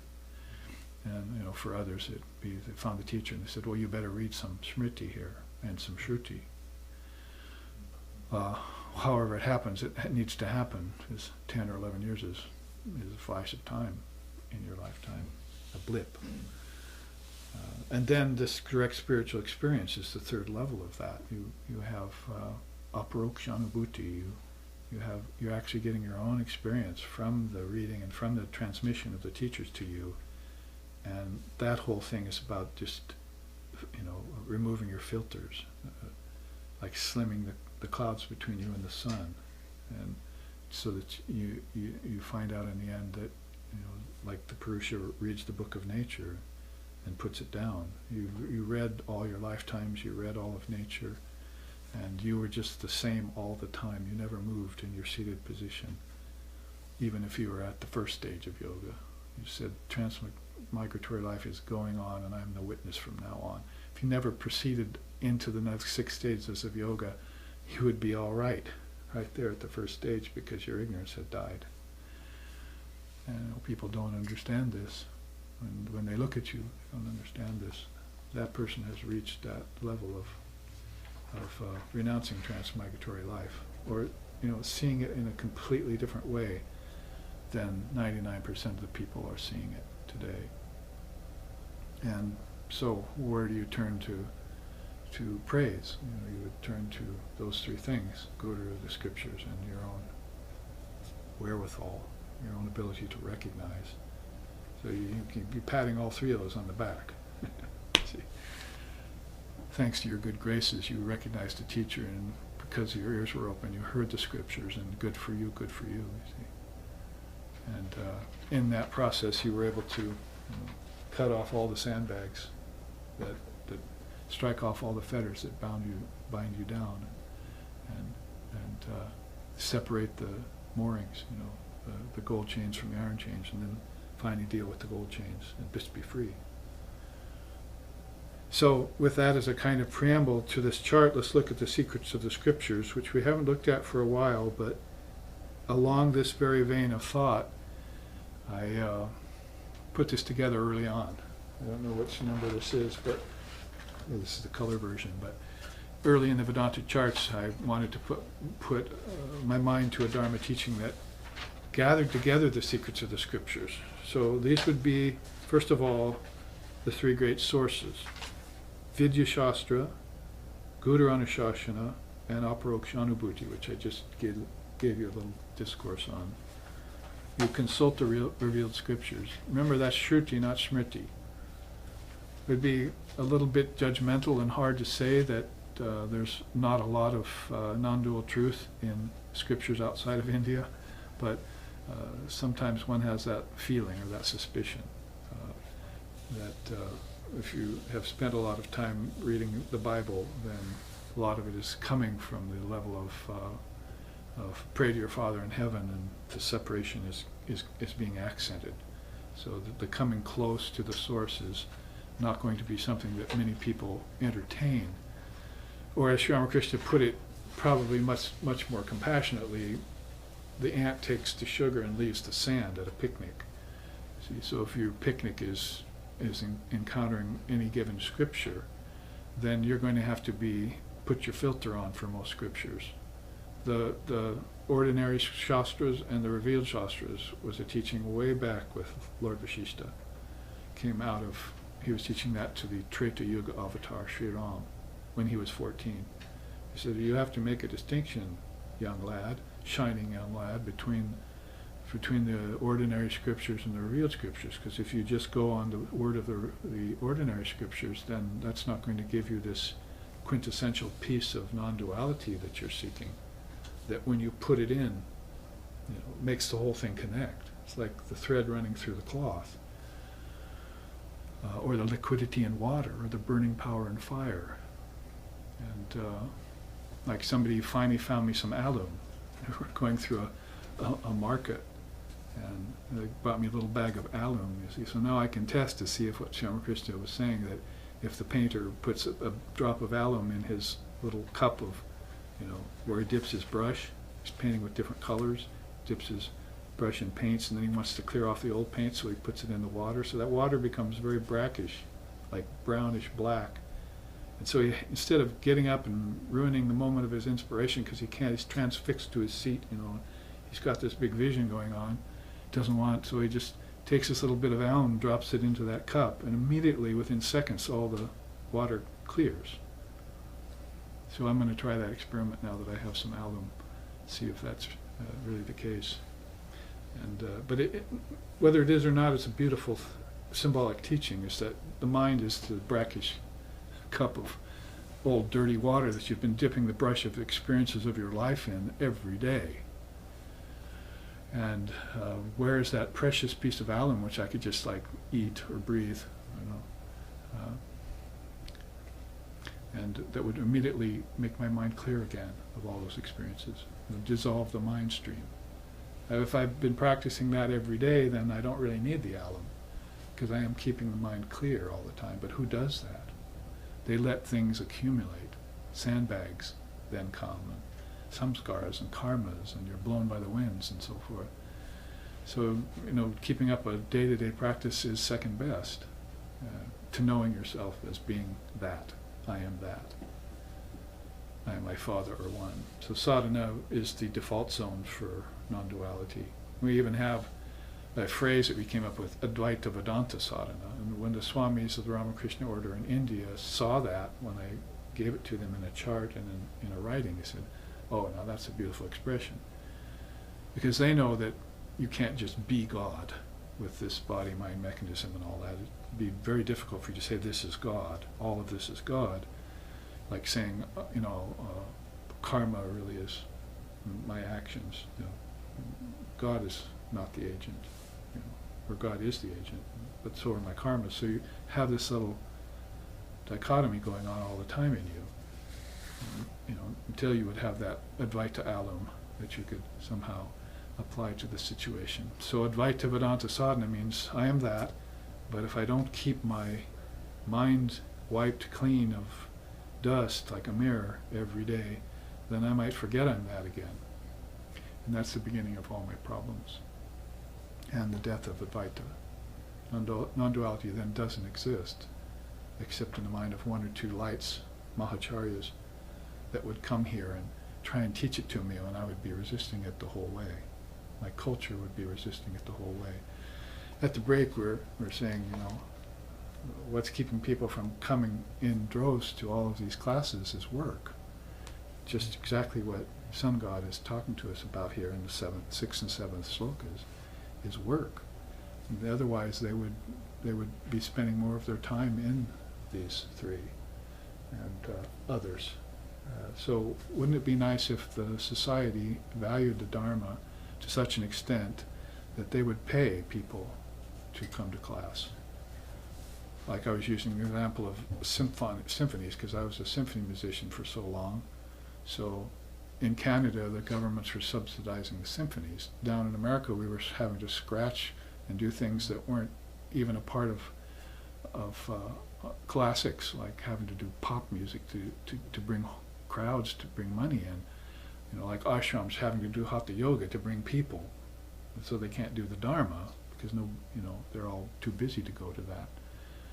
So if the government could subsidize a bunch of us just to sit and listen to the teachings, and then they would say, well, because those people will get enlightened and they'll be good for our society.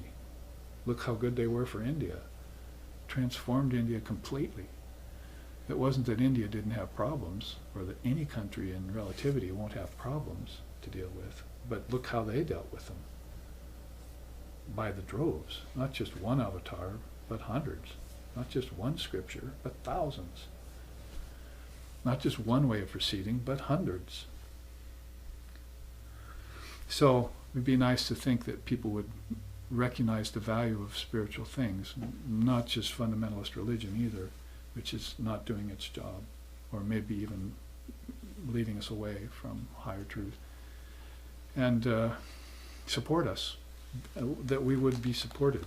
That's the real problem, not so much other things. So consult the revealed scriptures. Along with that, I'm using two of these charts, so in live stream audience will see me flip back and forth between these two charts. The revealed scriptures, I just decided to give you a list in India. It's not just one, like I said, but if you will, just starting out of the premise of that first great source, then if you will, pan over to this other chart for a minute, and you can see what we mean by revealed scriptures. You see the footsteps coming out of the sky.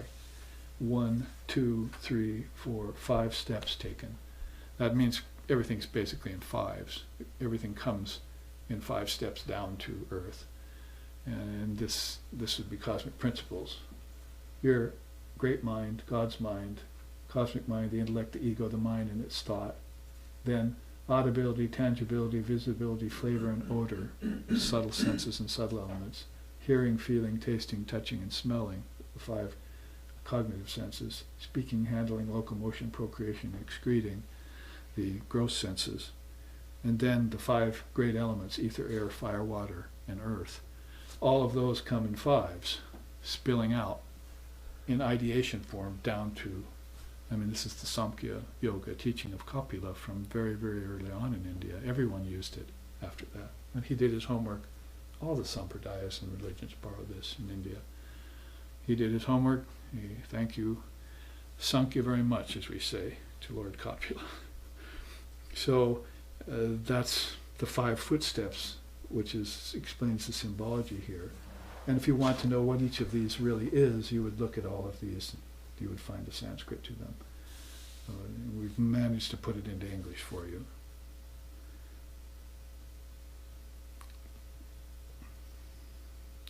There's the scriptures then, the revealed scriptures. If I want to go to them, you could say, well, right away, Shruti would be 108 Upanishads. Shall I go back and show you what they are and where we are right now in the Akshi Upanishad and the Krishna Yajurveda?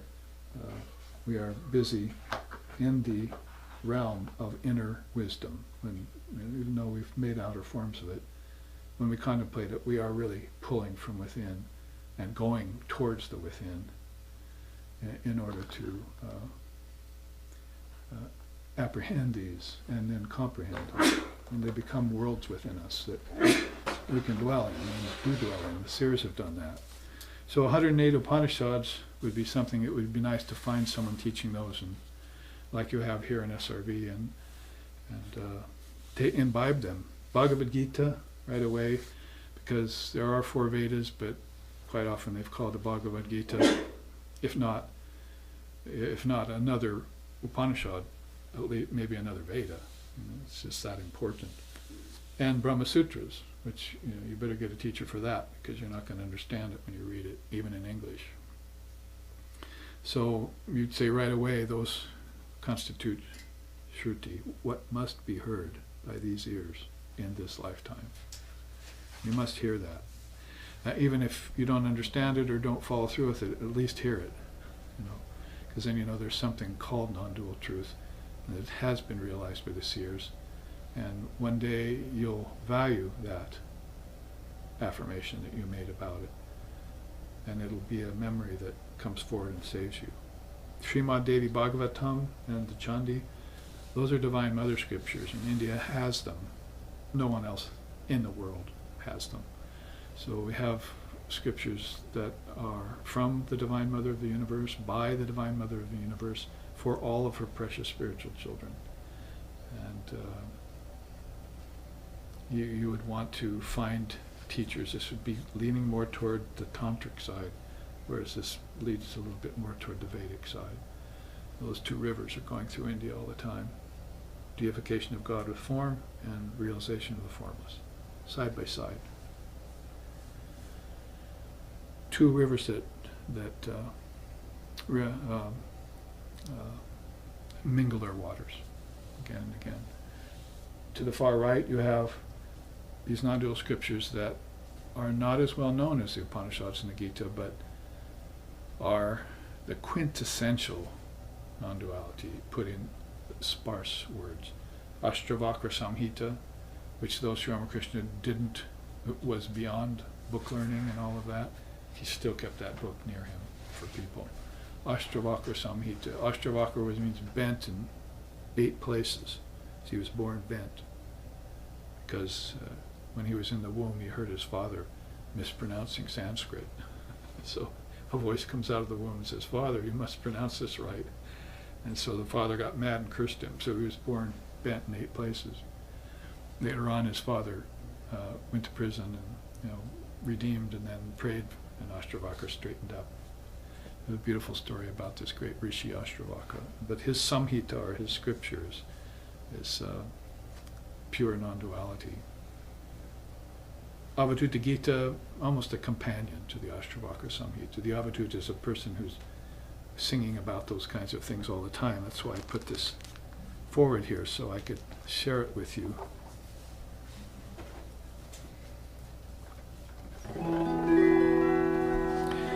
Ragadi dosha raitam tvahameva tattvam daivadi dosha rahitam tvahamevam tattvam samsara shoka rahitam tvahameva tattvam jnanamritam samarasam Gaganupam Jnanamritam Samarasam Gaganupam. All of you should be singing that with me here in Portland, because we did our first seminar on that. And we'll do another one next year, because we never got even a third of the way through that. So we'll be ready to sing that refrain again with me. Gyanamritam, Amrita, nectar, Gyanam, wisdom that comes from the scriptures. Samarasam, the great satisfaction, the intense rasa that comes from this sama, this coalesced body of wisdom that got down into one drop of concentrated non-duality. And gagano pamoham, I am this drop of wisdom. It is in me. I am that. And it's like I am like the sky, unbound. I am like ether, unaffected by objects. So beautiful in its implications. And actually, the translation of that, given this is all the Avatut singing out of this Avatutta Gita. If I didn't make that clear, this is where this comes from. He said, "The 6 passions are like the sons and daughters of a barren woman to me. Supernatural agencies with their legerdemain over souls are a chimerical illusion. What to speak of these, the physical world and its many blemishes cannot touch me, for I am pure existence, wisdom, and bliss, as boundless as the sky, infinite like space." So whether or not you agree with or adhere to or seek to attain a non-duality, you have to look at that soul and I respect you see. If not revere you, I respect you sitting over there in your ivory tower of complete untouchability to the world, objects, Maya, and delusion, and all of that. Spotless. So, some little excerpt for you out of the Avatutta Gita, which you can go and find a copy of and read every day. You might just want to read a few slokas of that, sort of like the Gita, and just imbibe those and contemplate them, because all of this has to be taken into the mind and contemplated. Words, letters, particles of letters. It's just like atoms, molecules, quarks, and neutrons on the inner. And it has much more power in it than atomic power for destruction. It has atmic power for transformation in you. And that's what they're constantly doing, is splitting atoms of wisdom inside their head and having realization after realization. Pretty soon Ramakrishna walks out of his room with his eyes rolling. See, it's just split so many of those particles of wisdom that he's just in unalloyed, uninterrupted bliss all the time. And the rich man looks at him and says, "You don't have anything. No money, nothing. You hardly own but one cloth around your body. Why are you so happy and I'm so miserable?" You see. Go figure, as they say. All right. The Adhyatma Ramayana. I've had the great privilege of being able to introduce that to 5 or 6 souls in a serious way, some of them in India, and they've come forth and said, "Thank you so much for introducing me to that." Because Lex, my founder, our founder in SRV, introduced that to me while we were in India on the Great Swan Tour time back in the 80s. So he said, "Yeah, I want you to read this cover to cover." So I did. And it's all Adhyatma Ramayana. It's the Ramayana only in its non-dual form. So you've got the Ramayana by Tulsidas and a few others, that is very thick, and you'd read it through and you'd get a lot of smriti in it. A lot of the fables and stories and myths that are very symbolic and helpful. But running through the whole thing, if you've read it, you know that Ram is giving to Lakshman, his half-brother, and to Sita, his wife, and to Hanuman, the monkey god, he's giving these essential teachings of non-duality that are running through it. And those have been trimmed down and condensed and put into the Adhyatma Ramayana. Adhyatma, we studied the Adhyatma Upanishad here in Portland a few years back and finished that. So that Atman, this Adya, original Atman inside of us, that's the same in all of us, that's full of all the highest qualities and maybe even devoid of qualities simultaneously. So powerful scripture. And Gaudapada's Karika on one of these 108 Upanishads that blew the philosophical world wide open, both East and West, finally had to step up and see that when we talk about non-duality, we're really talking about non-origination. That we've been going on and on and on for lifetimes, for ages, for yugas, for mahayugas, for billions and billions of year cycles and time out of mind.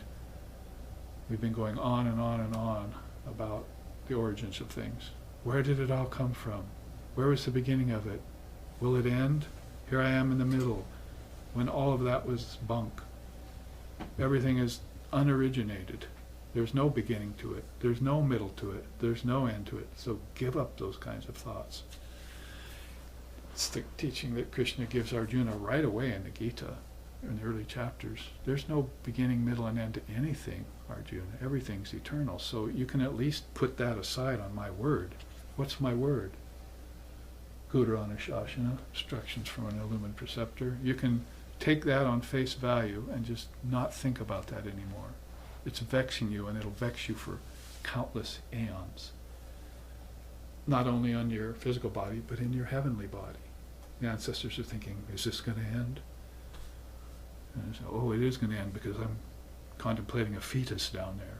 You see, that's my next beginning. You see, when none of it ever happened, it was all one homogeneous mass of pure conscious awareness without divisions.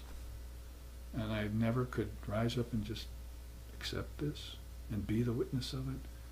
I entered into all these separate forms of my own intelligence called egos and contemplated it all from different perspectives and never had the thread that ran through them all as my own precious understanding. So Gaudapada came forward and read us the riot act on that in the Mandukya Upanishad of 12 little slokas, the shortest of all Upanishads. We might as well have said, well, I think there's 108 there. That's the shortest. I'll do that one. But it was all about Om. Everything is Om. Everything you see is Om. Everything you don't see is Om. So it's all about the Word, which Jesus, hundreds and hundreds of years earlier, was trying to tell John about in the Garden of Gethsemane. In the beginning was the Word was with God, the Word was God. That Word. And it's that very Word that's been quintessentialized that has then been manifested in these principles, these secrets of the Scriptures. This is why you don't discard them at all or think that you're ever through with them. They're bridges for you and others to always entertain the Dharma, and you're going to need it here, where it's so easy to forget.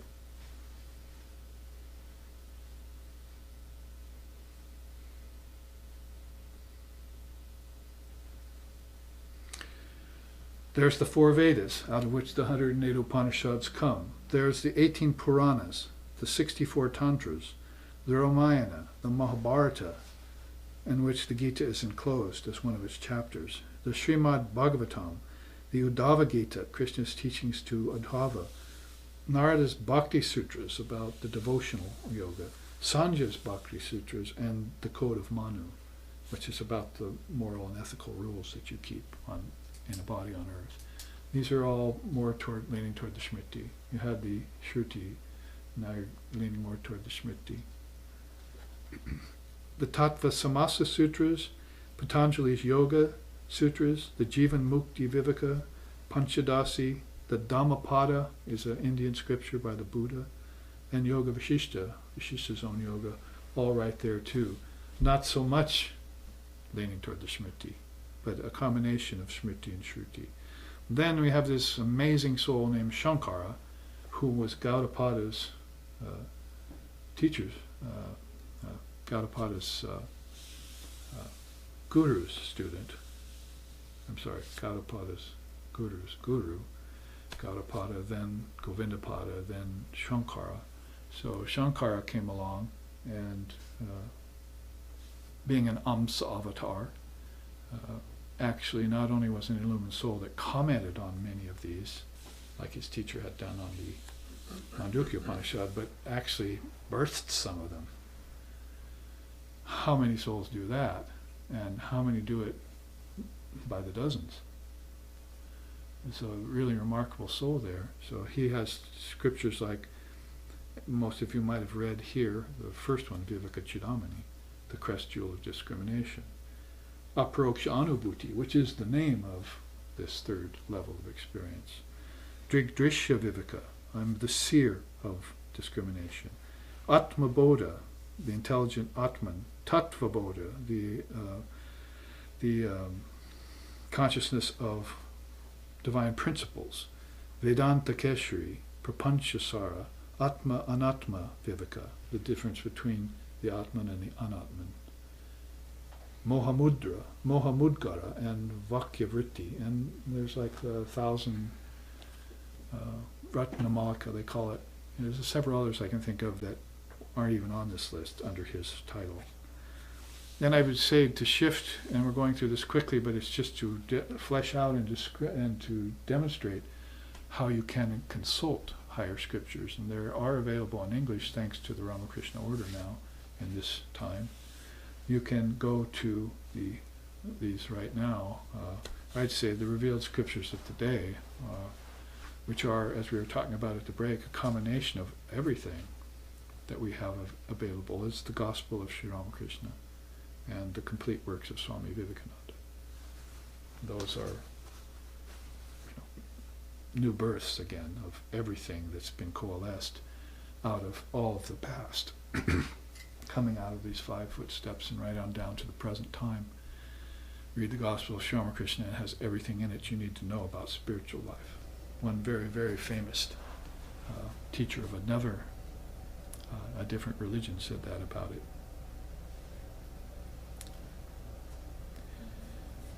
So we took this chart with its first mention to go through this whole chart. At the end it says here, I have never lost faith in a benign providence, nor am I ever going to lose it.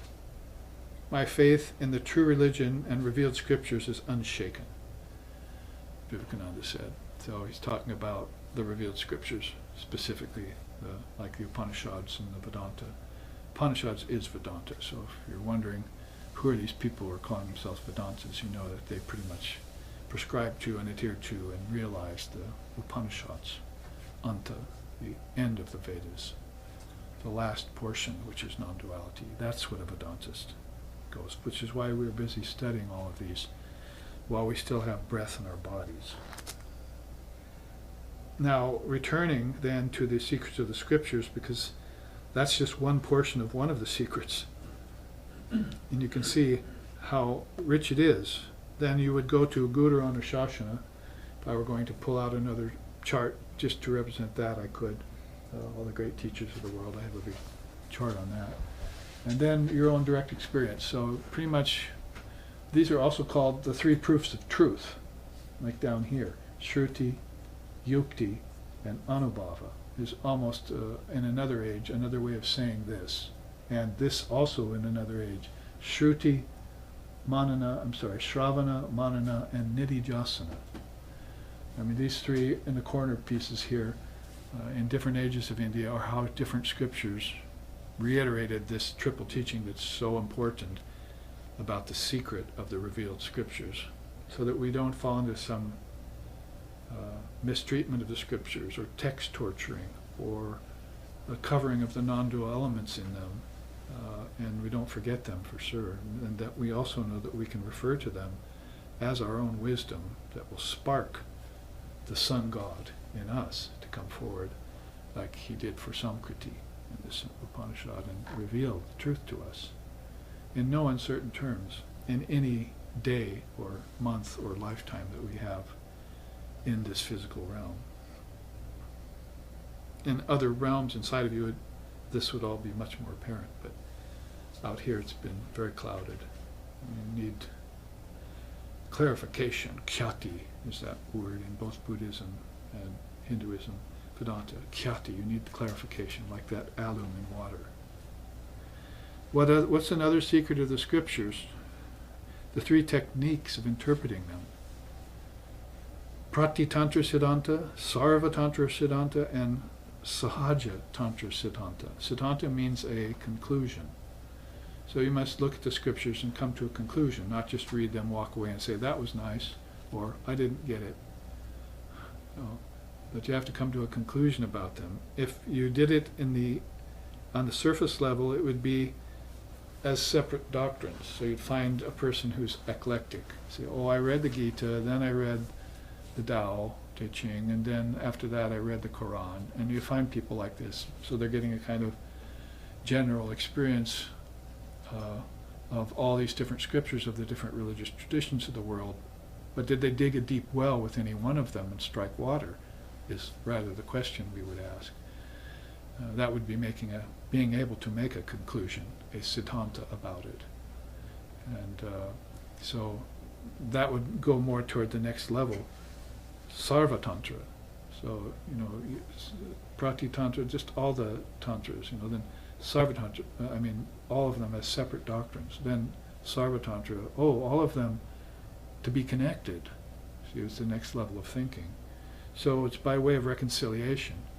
You're not trying to pose one against the other and call one better and one worse, except maybe in terms of your own discrimination and what the seers say. But basically, then you come to a place where you say, well, I kind of like the idea not just of separate doctrines, but I like this eclectic view that they all come from the same truth, and they're different expressions of it. And so that would be sarvatantra. And then you have sahaja tantra, by way of natural synthesis. That's the way the sun god and the avatars and Krishna and Gaudapada and people, non-dualists, would see it because they've reached that non-dual level. Then they're going, oh, I see, this was always one. When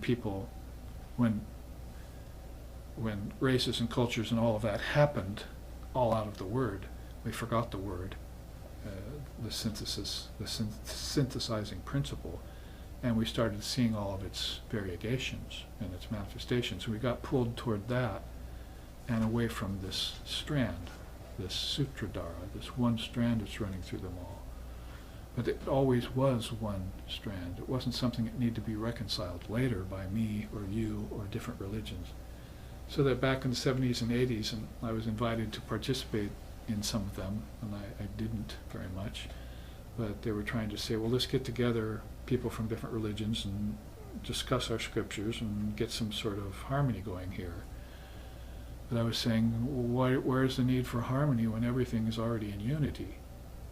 See, I don't want to reconcile this with that, like science with Vedanta, science with spirituality. How's that going to happen? They're completely two different realms.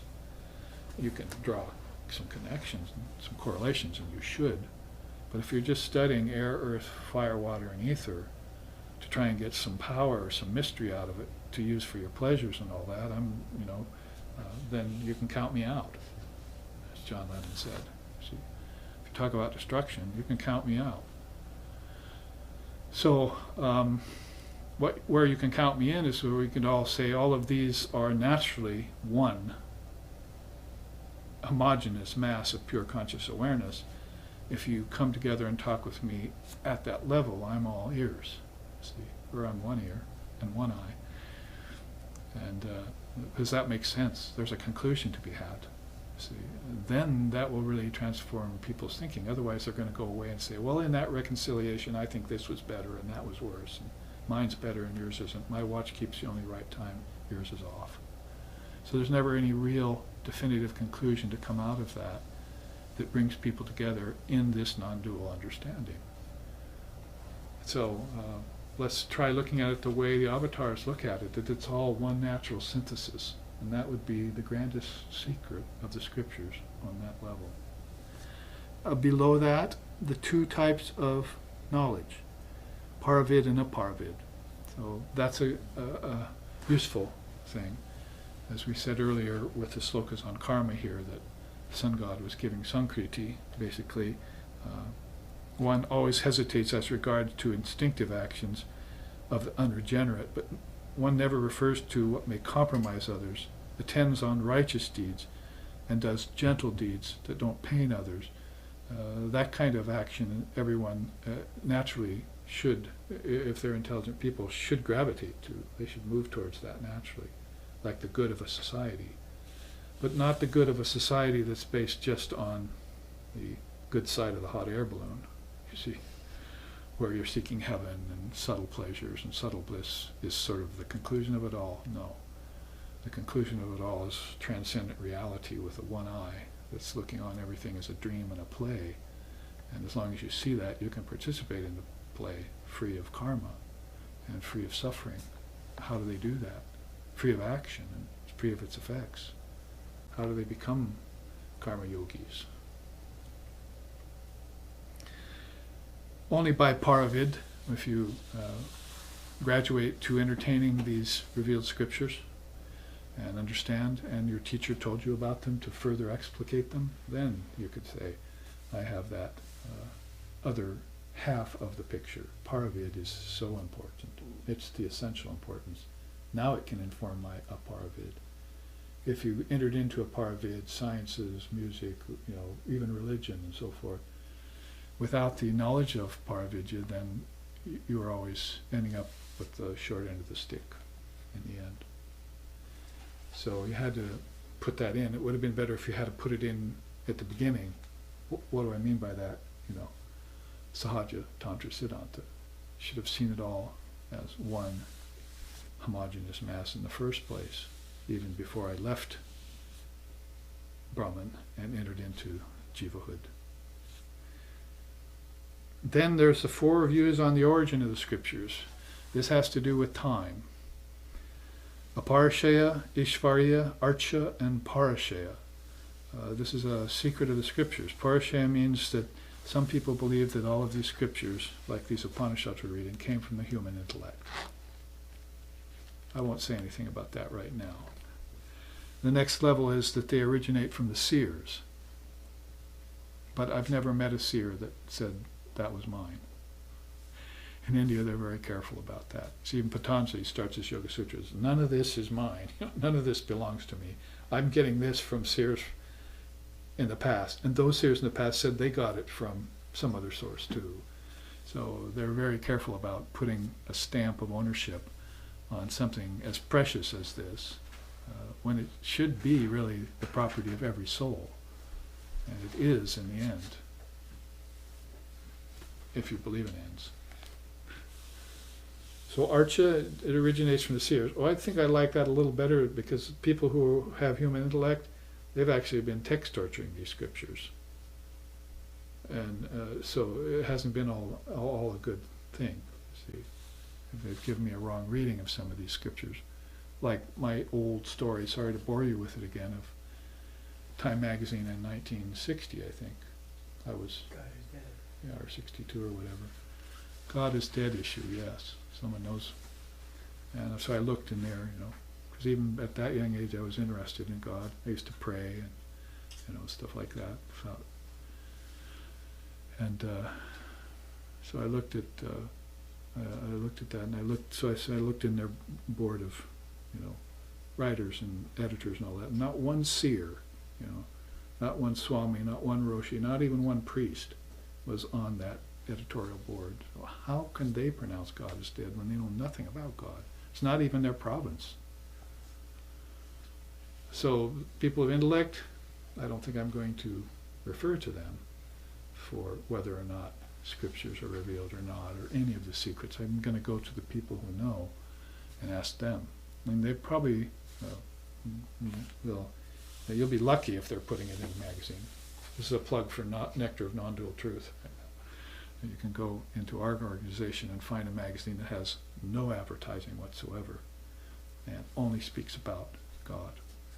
So, well, I take it back. There's a little advertising about my books. But those books have no advertising in them. And they're all about Brahman that I got from my teachers. Parashaya and Archa. Ishvarya, well, how about the scriptures coming from Ishvara? Ishvara, the special soul, the one-of-a-kind soul, Yoga Patanjali says, yes, that could be, he could be like the sun god if he were Mahat or Brahma. Coming from him, I can accept that. But there is a higher perspective, is that they're unoriginated. They're of divine origin. In other words, they don't have a beginning. And so you don't have to worry about how many of the thousands of Upanishads got destroyed with the incursion of other countries into India and so forth. There's only 108 left. Oh, woe is me. Well, just one sloka of one of them is going to be enough for you if you meditate right on it. But the whole point here is that they're still there. They got destroyed in paper form and outward, but they're still in the minds of Ishvara, in the mind of Ishvara, and they're still in the minds of the seers. And people who are intellectual are also entertaining them. See? Their intellect isn't just for naught. See, like the Romain Rollins and the different Westerners who have taken to the Vedanta. Like back to that quote we were just reading in the Upanishads here, people are looking to the Vedas for any sign of light because they're disgusted with their fundamentalist religious traditions. So there are people on all levels here that are interested in these scriptures and looking deeply into them, but we must say that they never come and they never go. You can find them, like some Kriti is finding them with the sun god. Oh, you're giving me some knowledge that wasn't placed. You see, you're like Mahachamasya. He was meditating on Bhur Bhuva Swaha in this age. All of a sudden he saw Janaloka and Maharloka. So none of the seers in this day and age knew that there were 7 worlds. There always were 7 worlds. If you go way back before this age, people were talking about the 7 chakras and the 7 worlds and the 7 states of yoga. But in that particular age, nobody had seen it yet. So Mahachamasya was meditating and he saw the 4th loka. And he saw that there's something beyond heaven, earth, and hell. And he came out with that as a teaching. And so everything is revelation that way. Things get covered, like Newtonian physics is there forever, and then Einstein comes along and breaks through it. It takes a lot of effort to move people's minds, but on all levels it can be done and should be done because there's so much more to be seen. I asked Swami Ranganathananda once, president of the Ramakrishna Order that time, is it all revealed to you now? Is you enlightened? He said, oh no, there's still much more to be seen. See? So that revelation is constantly being covered and constantly being uncovered by the Great Mother. And we need to be on the trail of it all the time and be there as her sword comes down at the cutting edge so that we can see the fresh visitation or appearance of great teachings like this. If they can be gathered together in one form like this, all the better for us, and that's due to Sri Ramakrishna's advent. All right, more to say about all that, but to know that the 4 views of the origin of the scriptures are all pretty much all right with me, but that they're unoriginated satisfies, that they're always there, that they're eternal and always will be there for you, and you just need to go inside to seek them, the kingdoms of heaven inside of you. That's satisfying. So I already kind of referred to these 2 along with this, the 3 proofs of truth, Shruti to hear, Yukti to reason, Anubhava to experience. Or Shravana, listen to the teachers, Manana, contemplate what they say, Nididhyasana, get your own realization of it. As Sri Ramakrishna says in the Gospel of Ramakrishna many times, get your own realization of it beyond book learning. The last quote, and we will close.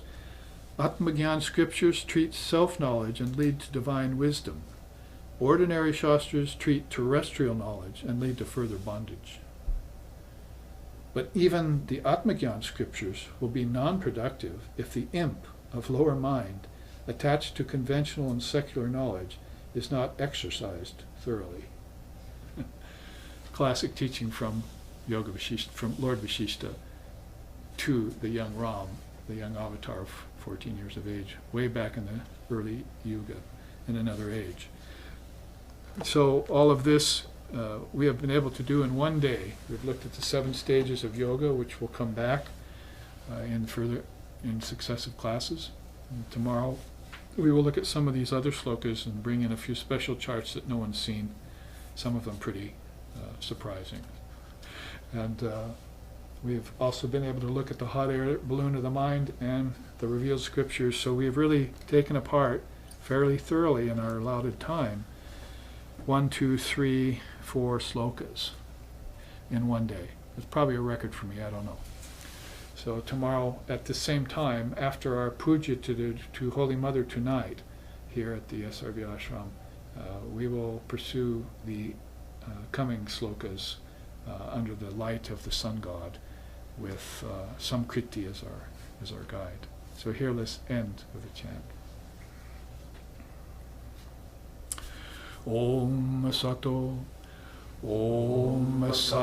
Ma Sadgamaya Tamaso Ma Joyatir Gamaya Mrichor Ma Amritam Gamaya Abira Mayeti Rudrayate Dakshinam Mukam Tenamam Pahinicham Om Shanti Shanti Shanti. Lead us from darkness to light, from lower truth to higher truth, from the unreal to the real, and from the illusion of death to eternal life. Reach us through and through, O Lord and Mother, with thy sweet and benign presence. Om, peace, peace, peace. May peace be unto us, may peace be unto all. Om Hari Om.